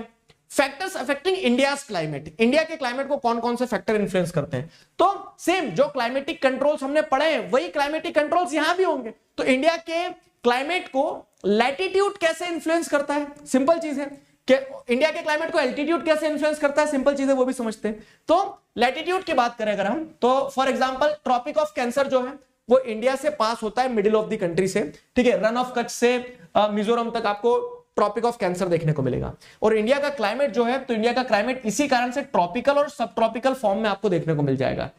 डायग्रामेटिकली समझाता हूं, फॉर एग्जांपल हमने देखा कि 0 डिग्री लैटिट्यूड जो रहेगा तो वहां सोलर इंसुलेशन ज्यादा रहती है। How latitude influences the climate of any region, तो due to the curvature of the earth different latitudes receive different amount of solar insulation and climate is influenced by solar insulation, temperature influence होता ही है। तो अब India की बात करोगे तो इंडिया में क्या हो रहा है, इंडिया की बात करोगे तो इंडिया में आपको देखने को मिल रहा है कि 23 डिग्री जो है, तो almost dividing India into 2 equal halves, ठीक है। तो अब इंडिया में 2 इक्वल हाफ्स में डिवाइड हो रहा है, और आपको पता है कि 23 डिग्री के नीचे नीचे डायरेक्ट सोलर इंसुलेशन रहती है। तो इतने एरिया में तो आपको क्या देखने को मिलेगा, ट्रॉपिकल क्लाइमेट, और आधे इंडिया में आपको सब ट्रॉपिकल क्लाइमेट देखने को मिल जाएगा। मतलब एकदम कोल्ड रीजन भी नहीं हो गया, ऐसा नहीं है कि हम बाउंड्री बना दी बस इसके उधर एक बूंद पानी नहीं जाने देंगे, तो बारिश यहां भी होती है, ठीक है। ट्रॉपिकल एरिया में क्या होता है, ट्रॉपिकल एरिया में throughout the year same amount of solar insolation रहती है। सब ट्रॉपिकल रीजन में आपको क्या देखने को मिलता है, वो कॉन्टिनेंटैलिटी वाली चीज देखने को मिलती है कि गर्मियां भी बहुत होती है, सर्दियां भी बहुत होती है, ठीक है। अब कहीं कहीं पे एल्टीट्यूड फैक्टर आ जाता है, जैसे कि अगर देखा जाए, वही बताया मैंने जो आपको, अमृतसर में गर्मी भी बहुत होगी, सर्दी भी बहुत होगी, लेकिन वही अमृतसर के पैरेलल में शिमला है, तो शिमला का एल्टीट्यूड हाई हो गया, तो उस कारण से हाई एल्टीट्यूड के कारण यहां का क्लाइमेट कैसा रहेगा, हमेशा ठंडा रहेगा, हमेशा ठंडा रहेगा। तो what are the factors affecting India's climate, तो एल्टीट्यूड के कारण इंडिया में आपको ट्रॉपिकल सब ट्रॉपिकल दोनों तरह का, सॉरी लैटिट्यूड के कारण आपको ट्रॉपिकल सब ट्रॉपिकल दोनों तरह का क्लाइमेट देखने को मिलेगा इंडिया में। एल्टीट्यूड की बात करें तो इंडिया में जैसे डिफरेंट डिफरेंट एल्टीट्यूड्स हैं, लेट्स से फॉर एग्जांपल इधर ही आन दो, जैसे अगर आप देखेंगे हिमालयन माउंटेन्स है, तो हिमालयन माउंटेन्स के कारण क्या होता है इंडिया में आपको देखने को मिलता है कि यहां पे आपको इस लैटिट्यूड पे होने के बावजूद भी, लैटिट्यूड तो आप सब ट्रॉपिकल लैटिट्यूड में हो, लेकिन क्योंकि एल्टीट्यूड हाइट बहुत ज्यादा है तो यहां आपको कोल्ड क्लाइमेटिक कंडीशन देखने को मिल जाएगी। पोलर क्लाइमेटिक कंडीशन जो 90 डिग्री पे होती है आपको यहां देखने को मिल जाएगी। ठीक है, तो क्या है, India has mountain to the north which have average height of about 6000 metres, ठीक है, and also vast coastal area. तो कहीं कहीं पे हमारे यहां 6000 मीटर की हाइट वाले माउंटेन भी है और कहीं कहीं पे समुद्र से मात्र 30 मीटर 10 मीटर की ऊंचाई वाले प्लेन एरिया कोस्टल एरिया भी है। तो कोस्टल एरिया में उतना ज्यादा क्लाइमेटिक इंफ्लुएंस नहीं देखने को मिलेगा आपको, ठीक है, लेकिन वहीं पे जहां जिन एरियाज में हाई एल्टीट्यूड है वहां क्लाइमेटिक डिफरेंस देखने को मिल जाएगा। तो ओइंग टू द माउंटेन्स और ये माउंटेन्स है, इस कारण से इंडियन सब कॉन्टिनेंट जो है कंपैरेटिवली माइल्डर विंटर्स जो है वो फेस करता है when compared with the central Asia. ये लाइन में समझाता हूं आपको, ठीक है, and we should feel blessed कि इंडिया की ज्योग्राफी जो है ना वो इंडिया की सबसे बड़ी शक्ति है। इंडिया की ज्योग्राफी इंडिया की सबसे बड़ी शक्ति कैसे है वो मैं आपको समझाता हूं। देखो 2 मिनट के लिए ये समझा रहा हूं कैसे हम माइल्डर विंटर्स को ऑब्जर्व करते हैं when compared with the central Asia. India का एल्टीट्यूड ऐसा है कि इंडिया में आपको नॉर्थ इंडिया में आपको क्या देखने को मिलता है, एक माउंटेन रेंज देखने को मिलती है। अब क्या होता है सर्दियों में, जैसे अगर आप देखेंगे सर्दियों में सूरज दादा गए किधर, सदर्न हेमिस्फीयर में, सोलर इंसुलेशन सदर्न हेमिस्फीयर में, हम तो आधा इंडिया जो है नदर्न हेमिस्फीयर में लाई करता है, नदर्न हेमिस्फीयर के भी ट्रॉपिक्स के ऊपर लाई करता है। तो इस रीजन में क्या होगा, इस रीजन में हवाएं चलेगी कैसी, इस समय पे इस रीजन में हवाएं चलेगी नॉर्थ ईस्टर्ली विंड्स। अभी जो नॉर्थ ईस्टर्ली विंड्स होती है ना, ये क्या है ऊपर पोल से आ रही होती है, ठीक है, कोल्ड चिल्ड विंड्स होती है एकदम, और वो कोल्ड चिल्ड विंड्स इंडिया में अगर एंटर कर जाती है तो हम भी स्नोमैन बना के खेल रहे होते, इतनी सर्दी पड़ रही होती है हमारे यहाँ, हाँ सब मजा आता, मजा नहीं आता। अब जब उतनी सर्द हवाएं हमारे देश में आती तो हम जो आज खेती कर पा रहे वो खेती नहीं कर पाते, ठीक है, हम जिस तरह का क्लाइमेट, एक मॉडरेट क्लाइमेट इंडिया में जी रहे हैं वैसा क्लाइमेट नहीं होता हमारे यहाँ, ठीक है। तो लेकिन हुआ क्या कि एल्टीट्यूड जैसे हिमालयाज है ना, तो हिमालयाज ने क्या किया, हिमालयाज ने रोक दिया, किसको रोक दिया, हिमालयाज ने उन कोल्ड विंड्स को इंडिया में एंटर करने से रोक दिया, ठीक है। तो इस कारण से क्या होता है, जो rest of the central Asia जो है वो जो क्लाइमेट ऑब्जर्व कर रहा है उससे माइल्ड विंटर्स हमारे इंडिया में होते हैं, ठीक है। रिलीफ फीचर या फिर कह लो एल्टीट्यूड जो है, तो एल्टीट्यूड ने इस तरह से इंडिया के क्लाइमेट को क्या किया, इन्फ्लुएंस किया। तो हिमालयाज जो है तो बॉडीगार्ड बन के खड़े हैं, एंड मतलब we should feel proud on this कि हमारा कल्चर हमें क्या सिखाता है कि पेड़ों को पूजो, पहाड़ों को पूजो। क्यों, ऐसे ही नहीं पूजो, किन पहाड़ों ने हमारी कितनी सुरक्षा करी है, सर्द हवाओं से बचाया है, ठीक है, और साथ ही साथ अगर ये माउंटेन्स नहीं होते तो आप हिस्टोरिकली उठा के देख लो कितने ही चाइनीज सोल्जर्स हमारे यहां घुसने की कोशिश कर रहे होते हैं। अभी चढ़ के दिखाएं इधर ऊपर, ठीक है, ऊपर चढ़ तो जाएंगे वापस नीचे नहीं उतर पाएंगे। तो this is how the altitude, this is how the relief, this is how the geography is becoming the strength of our nation. इतनी डाइवर्स ज्योग्राफी का ये फायदा है जो आपने फिजिकल फीचर्स ऑफ इंडिया में चैप्टर 2 में पढ़ा है, ठीक है। चलो आगे बढ़े, तो इंडिया के फैक्टर को इन्फ्लुएंस करने वाले क्या क्या हो गए, लैटिट्यूड हो गया, एल्टीट्यूड हो गया। अब आगे बढ़ा जाए अगर एक कदम और, तो अब आता है प्रेशर एंड विंड। तो the climate and weather condition in India are governed by the following atmospheric conditions, ठीक है। प्रेशर एंड विंड सिस्टम कैसे, तो जैसे अगर आप देखोगे तो इंडिया में प्रेशर और सरफेस विंड्स जो चल रही है ना, सरफेस विंड्स कैसी चलती है इंडिया में, जैसे अगर आप देखेंगे मैंने बताया आपको कि नॉर्मली जो विंड्स चलेंगे, तो नॉर्मली विंड्स जैसे अगर हम यहां पढ़े तो नॉर्मली विंड्स क्या चलना चाहिए, इक्वेटर पे, मतलब यहां हाई प्रेशर है, यहां लो प्रेशर है, तो हाई प्रेशर से लो प्रेशर विंड्स चल रही है ऐसी, ठीक है, यहां हाई प्रेशर यहां लो प्रेशर विंड्स ऐसी चल रही है, क्लियर हुआ। तो विंड्स जो है तो इक्वेटर पे कन्वर्ज होती है। आप जैसे अगर देखेंगे तो ये नॉर्थ ईस्टर्न विंड्स चल रही है, नॉर्थ ईस्टर्न विंड्स चल रही है इंडिया में, फाइन। तो प्रेशर एंड विंड्स जो होती है तो इंडिया के क्लाइमेट को इन्फ्लुएंस करती है, लेकिन इंडिया में केस अलग होता है, रिवर्सल ऑफ विंड्स, इसीलिए मॉनसून सिस्टम कहते हैं ना, वो अभी मैं आपको समझाता हूं, ठीक है। तो प्रेशर एंड विंड्स इंडिया के क्लाइमेट को इन्फ्लुएंस कर रही है। अपर एयर सर्कुलेशन मतलब क्या है कि जो ऊपर एटमॉस्फेयर में हवाएं चल रही होती है, ठीक है, तो ऊपर एटमॉस्फेयर में कुछ प्लैनेटरी विंड्स चल रही होती है जो थ्रू आउट द प्लैनेट घूमती है, जैसे जेट स्ट्रीम्स हो गई है। अब ये जेट स्ट्रीम आपके इसमें सिलेबस में नहीं है, समझाने के लिए बस बता रहा हूं मैं आपको कि अपर एयर सर्कुलेटरी विंड्स भी क्लाइमेट को इन्फ्लुएंस करती है, जैसे जेट स्ट्रीम हो गया, ठीक है। वेस्टर्न साइक्लोनिक डिस्टर्बेंसेस, इंडिया के क्लाइमेट को कैसे इन्फ्लुएंस करता है, शब्द से समझो। वेस्टर्न तो मतलब ये मेडिटेरेनियन सी वाला जो रीजन है ना, ब्लैक सी हो गया, मेडिटेरेनियन सी हो गया, यहां वाले रीजन में क्या आते हैं, साइक्लोन्स। यहां वाले रीजन में आते हैं साइक्लोन्स, और इन्हीं साइक्लोन्स के कारण यहां बारिश वगैरह होती है। तो उस बारिश के कारण इंडिया का क्लाइमेट कैसे इंफ्लुएंस होता पता है, देखो यूरोप में साइक्लोन आते हैं, फाइन। अब यूरोप के जो साइक्लोन है उस कारण वहां का टेम्परेचर हो गया ठंडा, वहां पे हो गई बारिश, वहां पे है मॉइस्चर। तो ये जो अपर एयर सर्कुलेटरी विंड्स होती है, जैसे जेट स्ट्रीम मैंने बताया, तो एक जेट स्ट्रीम वहां से पानी उड़ा के ले आती है इंडिया में। अब इंडिया में क्या है, माउंटेन्स, समझ में आ रहा है, एल्टीट्यूड। तो कैसे वो latitude, altitude, pressure and surface wind हमारे क्लाइमेट को इन्फ्लुएंस करती है। तो वहां से उड़ के आ गया क्या, पानी। वो पानी जो है उड़ के कैसे आया, मतलब वो जेट स्ट्रीम अपने साथ बहा के ले आई। अब यहां हिमालयाज है, हिमालयाज ने रोक दिया, किधर लेके जा रहे हो पानी, ठीक है। तो हिमालयाज के ऑब्स्ट्रक्शन के कारण क्या होता है, वो प्रेसिपिटेशन हमारे यही हो जाता है, इंडिया के नदर्न प्लेन्स में हो जाता है, ठीक है। तो इस तरह से वेस्टर्न साइक्लोनिक डिस्टर्बेंसेस, जो वेस्टर्न कंट्रीज में साइक्लोन आते हैं मेडिटेरेनियन रीजन में, और उस साइक्लोन के कारण जो डिस्टर्बेंस क्रिएट होता है, उस डिस्टर्बेंस से हमें क्या मिल जाता है, पानी मिल जाता है। उस डिस्टर्बेंस से हमें पानी मिल जाता है। This is how India receives rainfall, this is how India receives rainfall. Western cyclonic disturbance की मदद से हमारा क्लाइमेट इन्फ्लुएंस हो रहा है। साथ ही साथ ट्रॉपिकल साइक्लोन, और अब क्या देखोगे आप, तो जैसे आप ये ट्रॉपिकल रीजन में, बे ऑफ बंगाल में, अरेबियन सी में जो साइक्लोन्स आते हैं, तो उन साइक्लोन से हमारा क्लाइमेट कैसे इन्फ्लुएंस होता है। तो इन समुद्र में जो साइक्लोन आते हैं, आपने देखा होगा साइक्लोन आते हैं, तो पूरे कंट्री में थोड़ा सा वेदर कैसा हो जाता है, क्लाउडी, डस्टी हो जाता है, ठीक है, बारिश आने की संभावनाएं बढ़ जाती है। तो this is how the pressure and winds are influencing the climate of India, ठीक है। तो इंडिया के क्लाइमेट को कौन कौन इन्फ्लुएंस कर रहा है, तो ये प्रेशर एंड विंड वाली चीज हो गई है। तो अब आपको ये तीन चीजें ध्यान रखना है। क्या तीन चीजें ध्यान रखना है, प्रेशर एंड विंड, ठीक है, climatic conditions, sorry pressure and wind बता रहा हूं, हाँ, प्रेशर एंड विंड, लैटिट्यूड और एल्टीट्यूड, जो इंडिया के क्लाइमेट को क्या करती है, इन्फ्लुएंस करती है। फाइन। अब इंडिया में कौन सी विंड्स कैसे चलती है, तो जैसे अगर आप देखेंगे इंडिया में मॉनसून टाइप ऑफ क्लाइमेट है, जहां सीजनल रिवर्सल ऑफ विंड्स होता है। तो सीजनल रिवर्सल ऑफ विंड ऐसा होता है कि नॉर्मली क्या होता है, नॉर्मली जैसे अगर आप देखोगे, तो मैंने डिटेल एक्सप्लेनेशन में और बहुत अच्छे से बताया है यहाँ पे कि नॉर्मली ये high pressure tropic of cancer पर रहेगा, तो ये लो प्रेशर की तरफ विंड्स चलती है।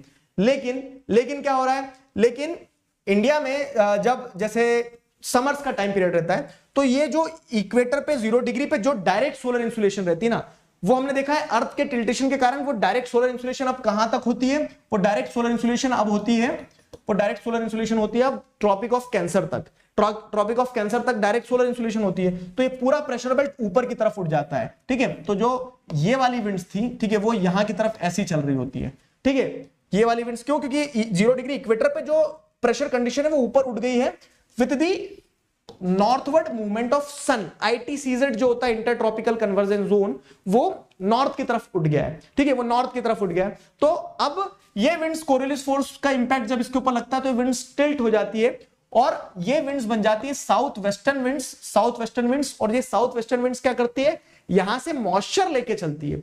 अब यहां से जब मॉइस्चर लेके जाती है ओशियन से, तो हमारी इंडिया में जो लैंड पे लो प्रेशर बना रहता है समर्स के टाइम पीरियड में, वो लो प्रेशर यहां के हाई प्रेशर विंड्स को अट्रैक्ट करता है अपनी तरफ, और ये विंड्स जब घूम के जाती है ओशियन के ऊपर से, तो मॉइस्चर लेके जाती है, और वो मॉइस्चर प्रेसिपिटेट करता है कहां पे, इंडिया में, और इंडिया में इस कारण से बारिश होती है। मॉनसून वाला टॉपिक मैं अगेन बता रहा हूं कि एलिमिनेट हो चुका है, लेकिन मॉनसून वाला टॉपिक क्या था, सिलेबस में था, ठीक है। जो अगर आपको पढ़ना है तो अगेन आई विल से 5 घंटे का वीडियो है वो, लेकिन यू विल लव ज्योग्राफी उस वीडियो को देखने के बाद में, ठीक है। तो climatic controls and factors affecting India's climate, ये 2 टॉपिक है। इसके बाद में सीजन्स डायरेक्ट स्टार्ट हो जाते हैं, तो वो सीजन्स वाला पार्ट जो है वो हम पढ़ेंगे अब यहां से। तो सीजन्स वाला पार्ट पढ़ते हैं, कौन कौन से सीजन्स होंगे हमारे यहां। तो बेसिकली जितने भी फैक्टर्स मैंने आपको बताया कि हाँ, latitude, altitude, pressure and wind के हिसाब से इंडिया में 4 सीजन्स आपको देखने को मिलेंगे, ठीक है। तो the monsoon type of climate is characterized by distinct seasonal pattern, the weather conditions greatly change from one season to another, ठीक है। तो हर एक सीजन में अलग अलग वेदर कंडीशंस आपको देखने को मिलेगी। बाकी ओवरऑल क्लाइमेट जो है हमारे यहाँ कौन सा है, मॉनसून टाइप ऑफ क्लाइमेट है, ओवरऑल क्लाइमेट, ठीक है। So these changes are particularly noticeable in interior part of the country. हाँ, इंटीरियर पार्ट में क्यों चेंजेस देखने को मिल रहे हैं, जैसे क्या कहा जा रहा है कि डिफरेंट वेदर कंडीशंस होती है जो हर सीजन टू सीजन वेरी करती है, और ये different weather conditions interior part जो है कंट्री का, उसमें ज्यादा क्या होती है, ऑब्जर्व की जाती है। Interior part in the sense कि ये वाला पार्ट। कोस्टल एरिया में क्या होता है, again multiple factors. Coastal area में क्या होगा कि वो मॉडरेटिंग इन्फ्लुएंस ऑफ सी जो रहती है, तो उस कारण से सीजन्स में उतना चेंज समझ नहीं आता है। जैसे जो साउथ इंडिया के बच्चे होंगे तो they can relate, specially those who are living in coastal regions. तो गर्मी सर्दी सब एक जैसे रहते हैं लगभग लगभग, ठीक है, बहुत ज्यादा टेम्परेचर में वेरिएशन नहीं आती। और वहीं किसी दिल्ली वाले से पूछो, भीषण गर्मी भीषण सर्दी, ठीक है। तो क्या हो रहा है कि चेंजेस जो होते हैं ना, चेंजेस जो रहते हैं, तो they are particularly noticeable in the interior parts of the country, not the exterior part, ठीक है। एक्सटीरियर इन द सेंस कि कोस्टल रीजन और जैसे सदर्न स्टेट्स में उतना ज्यादा आपको डिफरेंस नहीं देखने को मिलेगा इन सीजन, ठीक है, इन सीजन्स। तो 4 main seasons can be identified in India as, 4 main season जो इंडिया में जो आइडेंटिफाई किए जा सकते हैं वो कौन कौन से हैं। पहला है कोल्ड वेदर सीजन, जिसे विंटर कहा जाता है। दूसरा है हॉट वेदर सीजन, जिसे समर कहा जाता है। तो विंटर और समर तो जानते ही हो आप। तीसरा जो है तो एडवांसिंग मॉनसून सीजन, मतलब रेनी सीजन, जब बारिश आ रही होती है। और चौथा जो आइडेंटिफाई किया जाता है वो है द रिट्रीटिंग मॉनसून सीजन, जिसे ट्रांजिशन सीजन कहा जाता है, जो अभी है अक्टूबर के टाइम पीरियड में, अक्टूबर नवंबर वाला। फाइन। अब देखो ये तो ब्रिटिश क्लासिफिकेशन है। अगर आप इंडियन कल्चर को देखोगे तो हमारे हिसाब से तो हम क्या है, 6 ऋतुएं बनाते हैं, अलग अलग 6 सीजन बनाते हैं। खैर क्वेश्चन में अब आपका एग्जाम में ये आने वाला है, तो जैसे अगर आप देखोगे तो कोल्ड वेदर सीजन से स्टार्ट करें, यहां से आपके क्वेश्चंस डायरेक्ट बनेंगे, क्योंकि चैप्टर से मॉनसून वाला पार्ट जो है वो डिलीट हो चुका है। तो अब क्वेश्चन की पॉसिबिलिटी कहां बनती है, क्वेश्चन की पॉसिबिलिटी यहां डायरेक्ट बनती है। कोल्ड वेदर सीजन के शॉर्ट नोट लिख दो, ये वो सारी चीजें। तो कोल्ड वेदर सीजन को अगर समझना चालू करें, कोल्ड वेदर सीजन क्या होता है, सर्दियों का समय जो है, सर्दी कब से शुरू होती है, तो winter begins from mid November in northern India and stays till February, ठीक है। मैंने आपको क्या बताया कि इंटीरियर ऑफ द कंट्री में सीजन को ज्यादा फील किया जाता है, समर विंटर इनको, ठीक है। कोस्टल रीजन में तो सर्दियों में भी क्या रहेगा, उतनी एक्सट्रीम्स में सर्दी नहीं होगी, ठीक है, उतनी एक्सट्रीम्स में सर्दी नहीं होगी। तो winter begins from mid November in northern India and stays till February. December and January are the coldest months in the northern part of India. दिसंबर और जनवरी में सबसे ज्यादा कोल्ड फील होता है। फाइन। और ये कोल्ड सीजन क्यों आ रहा है, तो उसको अगर आप ऐसे भी देखने की कोशिश करोगे तो कोल्ड सीजन इसलिए आता है क्योंकि सोलर इंसुलेशन की, अब डायरेक्ट सोलर इंसुलेशन कहां होती है, सदर्न हेमिस्फीयर में होती है। नदर्न हेमिस्फीयर में डायरेक्ट सोलर इंसुलेशन नहीं है, ठीक है। ये वाले टाइम पीरियड में अर्थ का सदर्न हेमिस्फीयर वाला जो, मतलब अर्थ ऐसे टिल्टेड रहता है कि सदर्न हेमिस्फीयर वाला जो पार्ट है उस पर डायरेक्ट सोलर इंसुलेशन आ रही होती है, ठीक है। सदर्न हेमिस्फीयर पे डायरेक्ट सोलर इंसुलेशन आ रही है, तो नदर्न हेमिस्फीयर में आपको क्या देखने को मिलेगी, कम सोलर इंसुलेशन। कम सोलर इंसुलेशन मतलब क्या है कि सर्दियां, ठीक है। Temperature decreases from south to north, ठीक है। साउथ में आपको, साउथ इंडिया में टेम्परेचर जो है, साउथ इंडिया में टेम्परेचर आपको उतना एक्सट्रीम में डिक्रीज होता हुआ नहीं देखने को मिलेगा। मल्टीपल कारण है, इक्वेटर के पास होना भी एक कारण है, साथ ही साथ क्या है, डिस्टेंस फ्रॉम सी जो है, तो सी की मॉडरेटिंग इन्फ्लुएंस भी चलती रहती है, ठीक। लेकिन नॉर्थ इंडिया में क्या है, कॉन्टिनेंटैलिटी भी है, लैटिट्यूड भी क्या हो गया, हाई हो गया।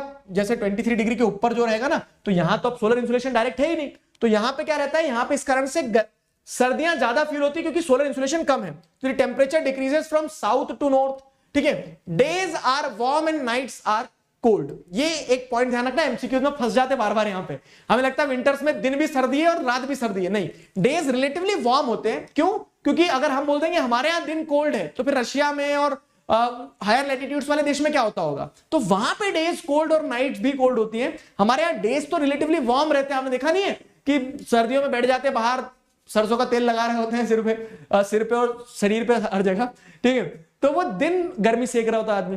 तो days are warm and nights are cold. The weather is marked by clear sky, low temperature and low humidity and feeble variable winds, ठीक है। वेदर कैसा होता है, तो बारिश जैसे बादल जैसा कुछ नहीं रहता सर्दी में, है ना। क्लियर स्काई रहता है, लो टेम्परेचर रहता है, टेम्परेचर बहुत ज्यादा नहीं रहता है, वार्म डेज रहते हैं, लेकिन टेम्परेचर रिलेटिवली वही 20-22 के बीच में, इस तरह से 20-22-25 ऐसा, ठीक है। लो humidity and fable variable winds, हवाएं भी बहुत कोई ताबड़तोड़ नहीं चल रही होती है, ठीक है। स्टेबल वेदर हो जाता है, स्टेबल वेदर हो जाता है। This season is extremely important for the cultivation of rabi crops. In fact जैसे आप देखेंगे तो वो वेस्टर्न साइक्लोनिक डिस्टर्बेंसेस जो हमने पढ़े, तो उन वेस्टर्न साइक्लोनिक डिस्टर्बेंसेस के चलते कभी कभी बारिश हो जाती है और उसे महावट का पानी कहा जाता है। और वो जो बारिश होती है, तो वो बारिश बहुत यूजफुल रहती है नॉर्थ इंडियन क्रॉप्स के लिए, नॉर्थ इंडियन क्रॉप्स के लिए, ठीक है। तो महावट के बारिश से कल्टीवेशन में भी मदद मिल जाती है, राबी क्रॉप्स को खास करके। Fine. The peninsula region does not have a well defined cold season. Again वही वाली बात बता दी मैंने कि इंटीरियर रीजन में वेदर्स एक्सट्रीम में फील किए जाते हैं, पेनिनसुला रीजन जो है तो वेल डिफाइंड विंटर सीजन नहीं होता है। क्योंकि क्या है, there is hardly any noticeable seasonal change in temperature pattern during winters due to the moderating influence of sea. Moderating influence of sea के कारण यहां पे पेनिनसुला में cold weather season okay type रहता है। हाँ, सर्दियां भी ठीक है, गर्मियां भी ठीक है वैसा। तो ये हो गया कोल्ड वेदर सीजन। आगे बढ़ते हैं हॉट वेदर सीजन पे। हॉट वेदर सीजन मतलब क्या है, समर्स होगा जैसे कि। अब समर्स में क्या हो रहा है, तो समर्स कब आएंगे आपके यहां, समर्स जैसे अगर आप देखेंगे तो समर्स जो होते हैं एकदम सर्दियों के बाद गर्मी नहीं आ जाती, बीच में जैसे अगर आप देखेंगे तो इनफैक्ट आप जैसे अगर यहां देखोगे तो हाँ, फरवरी के बाद से समर्स धीरे धीरे स्टार्ट हो जाते हैं। इंडियन क्लासिफिकेशन ऑफ सीजन्स देखेंगे तो उसके हिसाब से बीच में ऋतुएं आती है अलग अलग, लेकिन यहां जैसे देखोगे तो कोल्ड वेदर सीजन के बाद में हॉट वेदर सीजन आ जाता है। ठीक है, तो फरवरी के बाद में गर्मी शुरू हो गई डायरेक्ट, बीच में एक पीरियड रहता है वो, ठीक है, लेकिन वो यहां पे कंसीडर नहीं किया जा रहा है। तो हम जैसे अगर बताएं तो सर्दियां खत्म हुई मार्च तक, और मार्च से मई के बीच में जो टाइम पीरियड रहेगा उसको हॉट वेदर सीजन कहा जाता है। क्यों हॉट वेदर सीजन कहा जाता है, क्योंकि टेम्परेचर बढ़ जाता है। ठीक है, टेम्परेचर क्यों बढ़ता है, क्योंकि अब समझना, अब अर्थ का ये वाला टिल्टेशन वाला फेज जो है सन की तरफ है, तो अब क्या होगा कि सन की डायरेक्ट सोलर इंसुलेशन कहां होंगी, नदर्न हेमिस्फीयर में। तो due to the northward movement of sun, sun कहीं नहीं जाता है, वो तो लिखने का तरीका है, सन इज लाइक अ फादर। ठीक है, तो वो लिखने का एक तरीका है कि नॉर्थवर्ड मूवमेंट ऑफ सन, मतलब कि अब सन की direct solar insolation northern hemisphere में होती है, इस कारण टेम्परेचर बढ़ जाता है। ठीक है, and northward shift of pressure belts, तो सारे प्रेशर बेल्ट्स भी ऊपर की तरफ शिफ्ट होते हैं। Direct solar insolation north India में होती है, direct solar insolation north India में होती है। ठीक है, कैरेक्टरिस्टिक क्या होती है इस सीजन की, कैरेक्टरिस्टिक जो रहती है तो increase in temperature over the time exception peninsula region. Again जैसे पेनिनसुला रीजन क्या बोलता है, अपने को ठंडे से कोई फर्क नहीं पड़ रहा है, गर्मी से भी नहीं पड़ेगा। पेनिनसुला रीजन में अगेन मॉडरेटिंग सी इन्फ्लुएंस के कारण क्या रहता है, गर्मी भी होती है, एक्सट्रीम्स में फील नहीं होती है। ठीक है, तो नदर्न इंडिया में इंटीरियर पार्ट जो है तो वहां टेम्परेचर एक्सट्रीम में इंक्रीज हो जाता है सोलर इंसुलेशन के कारण। ठीक है, पेनिनसुला रीजन में उतना एक्सट्रीम्स में नहीं देखने को मिलता है। Formation of low pressure over Indian landmass, अब ये चीज समझना है आपको यहां पे कि सोलर इंसुलेशन डायरेक्ट है कहां पे, सोलर इंसुलेशन है डायरेक्ट नदर्न हेमिस्फीयर में। तो ये नदर्न हेमिस्फीयर के भी इंडिया में जो नदर्न बेल्ट वाला पार्ट है, ठीक है, नदर्न प्लेन वाला जो पार्ट है, यहां सोलर इंसुलेशन डायरेक्ट होती है। तो यहां पे लो प्रेशर बनना तय है टेम्परेचर के कारण, मतलब सोलर इंसुलेशन के कारण टेम्परेचर बढ़ा है तो यहां लो प्रेशर होगा। ठीक है, formation of low pressure over Indian landmass mainly Ganga plains पे। ठीक है, और इसी लो प्रेशर के कारण यहां बहुत तेज हवाएं भी चलेंगी। ठीक है, हाई प्रेशर से लो प्रेशर की तरफ हवाएं चलना चालू होती है, गर्म हवाएं चलती है, तो उन गर्म हवाओं को क्या कहा जाता है, लू कहा जाता है। अभी ऑब्जेक्टिव में क्वेश्चन आ जाता है लू क्या है, तो these are strong gusty hot dry winds, पानी नहीं है उन हवा के अंदर, मॉइस्चर नहीं है, हॉट ड्राई विंड्स हैं जो दिन के समय चल रही होती नॉर्थ और नॉर्थ वेस्टर्न इंडिया में, and direct exposure to these winds, और ये इतनी गर्म हवाएं होती कि डायरेक्ट अगर तुम ऐसे सीना तान के खड़े हो गए हवाओं के सामने और लू लग गई गले तो वो बीमार कर देती है। ठीक है, तो direct exposure to these winds में even prove to be fatal. ठीक है, बीमार हो जाते लोग बोलते हैं ना गर्मी में लू लग गई, तो वो चीज है। साथ ही साथ क्या होता है कि इस सीजन में जैसे आप देखेंगे तो लो प्रेशर है, गर्मी है, हाई प्रेशर विंड्स को अपनी तरफ अट्रैक्ट कर रहा होता है पूरा का पूरा नदर्न प्लेन। ठीक है, तो dust storms are very common in northern India during this time, तो धूल के तूफान चल रहे होते हैं, धूल के तूफान चल रहे होते हैं। At times these storm brings temporary relief, और कभी कभी ये जो तूफान चल रहे होते हैं तो इससे चुटपुट बारिश भी हो जाती है। एक्सट्रीम गर्म होने के कारण क्या होता है कि कहीं से मॉइस्चर, तालाब और इन जगहों के पास से मॉइस्चर खींच के ले आती है हवाएं, और हवाएं कंडेंस होकर प्रेसिपिटेट हो जाती है। ठीक है, तो at times these storms bring temporary relief. How या व्हाई, तो during the end of this season जैसे अगर आप देखेंगे ये जो तूफान वगैरह जो चल रहे होते हैं, जब तूफान खत्म होने वाले रहते हैं तब बारिश आती है। तब क्या होता है during the end of this season, thunderstorm, violent winds, torrential downpours often accompanied by hail are observed, ओले भी गिर जाते कभी कभी, और इस कारण से थोड़ा वेदर में रिलीफ भी आता है। और this marks the beginning of rainy season, कि अब बारिश आने वाली है। ठीक है, यहां पे जैसे आप देखोगे तो ये जो हवाएं रहती है, जो समर्स के एंड में हवाएं तेज चलती, जिनसे कभी कभी प्री मॉनसून शावर्स होती हैं, उन्हें वेस्ट बंगाल में काल बैशाखी कहा जाता है। ठीक है, साउथ इंडिया में मैंगोस के राइपनिंग के लिए, मतलब जो पहली बारिश के छींटे छाटी होते हैं उससे आम पक जाते हैं, तो उन्हें क्या कहा जाता है, मैंगो शावर भी कहा जाता है। ये प्री मॉनसून शावर्स को मैंगो शावर्स भी कहा जाता है। ठीक है, तो ये हमारा क्या हो गया, हॉट वेदर सीजन हो गया। मैं आपको सारा पॉइंट कंप्रेस करके दे रहा हूं ताकि आप क्या कर सको, आंसर आपको वहीं से मिलते चले। जैसे ये हमारा हॉट वेदर सीजन का हो गया, कोल्ड वेदर सीजन का हो गया। अब गर्मी के बाद क्या आता है, गर्मी के बाद जैसे अगर आप देखोगे तो आती है बारिश, ठीक है। तो एडवांसिंग मॉनसून, दी रेनी सीजन। अब एडवांसिंग मॉनसून को अगर हम समझें तो उसके कैरेक्टरिस्टिक्स बड़े क्लियर हैं, सीधे हैं, सटीक है। क्या कि इट बिगिंस बाय अर्ली जून, गर्मी गई और मॉनसून आया, बधाई हो, ठीक है। तो it begins by early June, early June में स्टार्ट होता है, bringing rainfall for the whole country और with the setting in of monsoon. Monsoon क्या है, मॉनसून कोई इंसान नहीं कि मॉनसून आ गया, ठीक है। मॉनसून जो है तो विंड्स है, कौन सी, जो साउथ वेस्ट विंड्स आना स्टार्ट हो जाती है कंट्री में, ठीक है। तो दे मतलब these winds begin to set in by June, ठीक है। And this marks the beginning of rainfall for the whole country. ये जो पार्ट है ना, मतलब cold weather season, hot weather season, advancing monsoon, ये सब फैक्चुअल है, ध्यान रखना है बस आपको, सीधे क्वेश्चन बनेंगे। फाइन। तो कैरेक्टरिस्टिक ऑफ एडवांसिंग मॉनसून क्या है कि साउथ वेस्ट विंड जो है flowing with an average velocity of 30 kilometre per hour. और ये साउथ वेस्ट विंड आ कहां से रही होती है, जैसे अरेबियन सी से आ रही होती है, इधर बे ऑफ बंगाल, इंडियन ओशियन से आ रही होती है। तो ये मॉइस्चर लिडन विंड्स होती है क्योंकि ये समुद्र के ऊपर से आ रही होती है। ये उसी दोस्त की तरह होती है जो दुकान अकेले नहीं जाता है, आपके घर से आपके सामने से निकल रहा होगा तो आपकी कॉलर में हाथ डाल के आपको भी खींच के ले जाएगा। तो वो विंड्स जब आ रही है तो अपने साथ में मॉइस्चर लेके आती है, brings a total change in weather because these are the moisture laden winds and this will bring the rainfall, ठीक है। रेनफॉल आ गई, रेनफॉल हो गई। तो अब यहां पे ये वाला पार्ट समझना है आपको कि this marks the beginning of advancing monsoon season, the rainy season. अब रेनी सीजन में भी क्या है ना, ऐसा नहीं कि बस गिरे जा रहा है पानी, गिरे जा रहा है। वहां पे क्या होता है ना कि अमाउंट ऑफ रेनफॉल जो रिसीव करते हैं, तो the amount of rainfall received may vary from region to region. तो let's say for example western Ghat में बहुत बारिश होती है, उसका लीवर्ड साइड जो है वहां बारिश उतनी नहीं होगी। फिर आगे बढ़ेंगे थोड़ा तो नॉर्थ इंडिया में बारिश जो हो रही है, तो जैसे मैंने आपको बताया था क्या कि वेरिएशन जो है प्रेसिपिटेशन में it varies from east to west. East में इधर बे ऑफ बंगाल वाली ब्रांच भी आती है, ट्रैप हो जाती है, खूब बारिश होती है नॉर्थ ईस्टर्न स्टेट में। जैसे जैसे वेस्ट जाओगे तो राजस्थान में जो प्रेसिपिटेशन होगा वो सबसे कम होगा, रेनफॉल सबसे कम होगी, ठीक है। तो it varies from region to region, region to region quantity में भी वेरी करता है कि कहीं बहुत ज्यादा बारिश हो रही है, कहीं कम बारिश हो रही है। अब टाइम फ्रेम में भी वेरी करता है, जैसे जून में अगर बारिश शुरू हो जा रही है तो ऐसा नहीं कि पूरे जून बारिश ही बारिश होना है, ठीक है। ब्रेक्स होते हैं बीच बीच में, ड्राई और वेट स्पेल होते हैं। जैसे हम देखते हैं ना, बारिश 8 दिन पानी गिर गया, 8 दिन सूखा है, जगह सूख गई, आपने सोचा कि अब ठीक है अब सब सूख गया, और बाहर निकलो बारिश हो गई, फिर कीचड़ कीचड़ हो गया। तो वो ड्राई और वेट स्पेल जो होते हैं उन्हें क्या कहा जाता है, ब्रेक्स कहा जाता है। Monsoon have breaks in rainfall.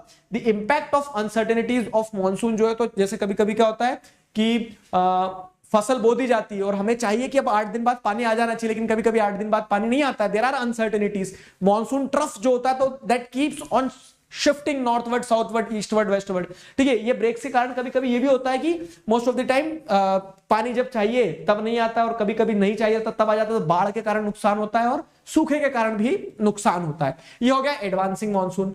अगला सीजन, लास्ट सीजन जो है वो क्या है, रिट्रीटिंग या फिर पोस्ट मॉनसून, ट्रांजिशन सीजन जो होता है।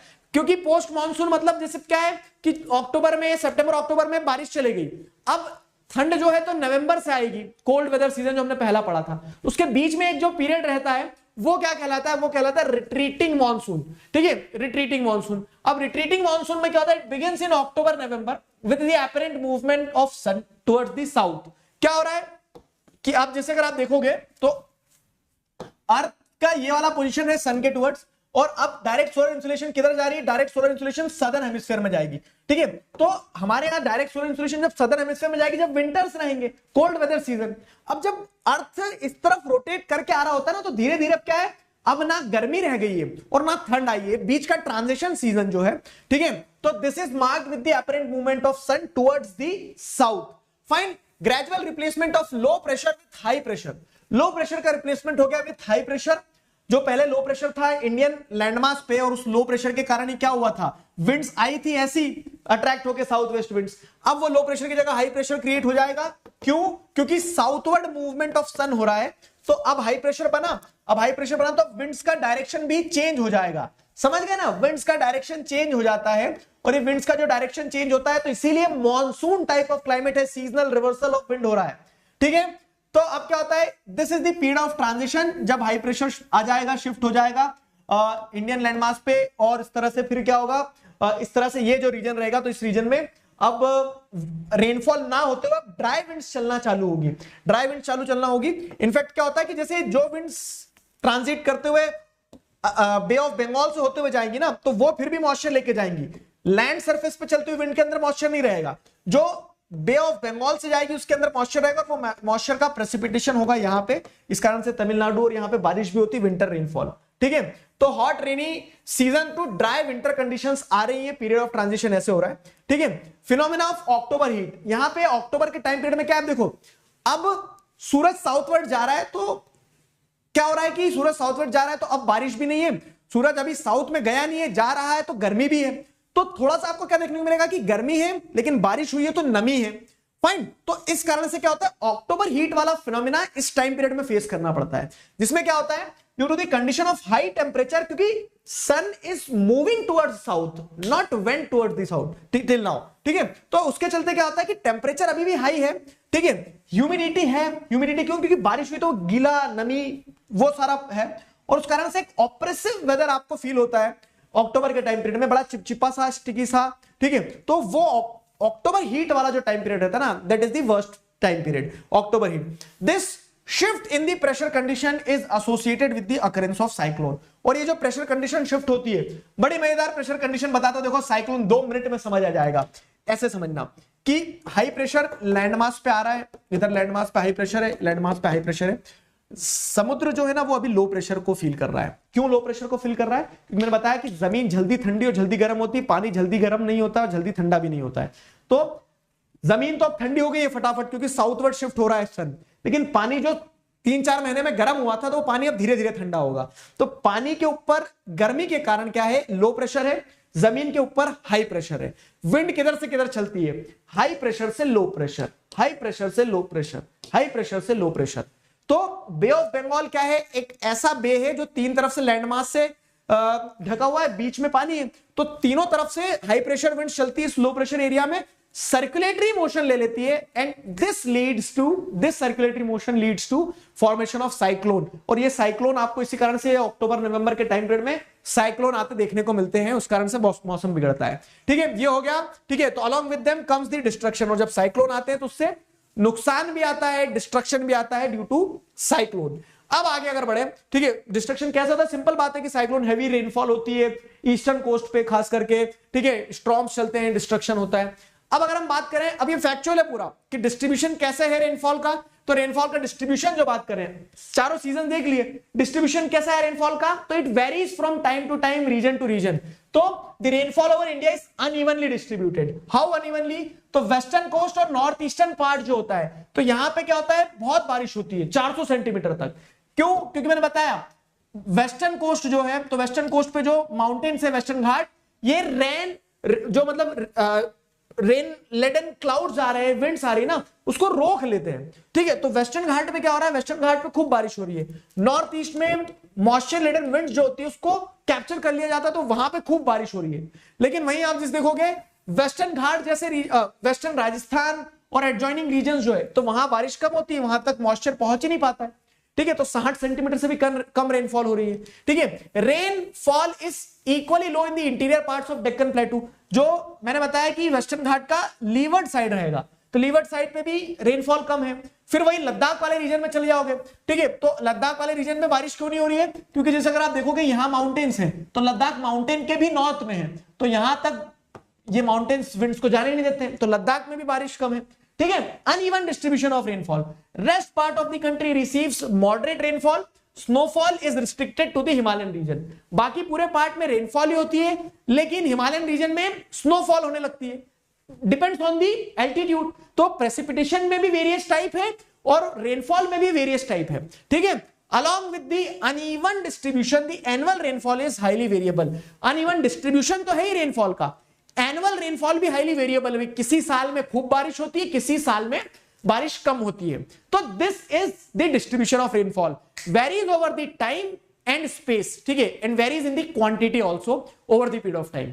फाइन, अब अगर हम जिसे देखें ना, तो चलो भाई साहब बहुत बढ़िया कहानी रही, ये मैंने बता दिया कैसे वो वेरी करती है, कि हर साल सेम अमाउंट ऑफ रेनफॉल नहीं होता ना, कभी ज्यादा होता है, कभी कम होता है, depending on different climatic factors. अब अगर हम आगे बढ़े, लास्ट टॉपिक जो है, लास्ट टॉपिक क्या है? आई नो वन शॉट था, I tried to compress it as much as I can, लेकिन जहां डिटेल एक्सप्लेनेशन है वहां तो देना ही पड़ेगा।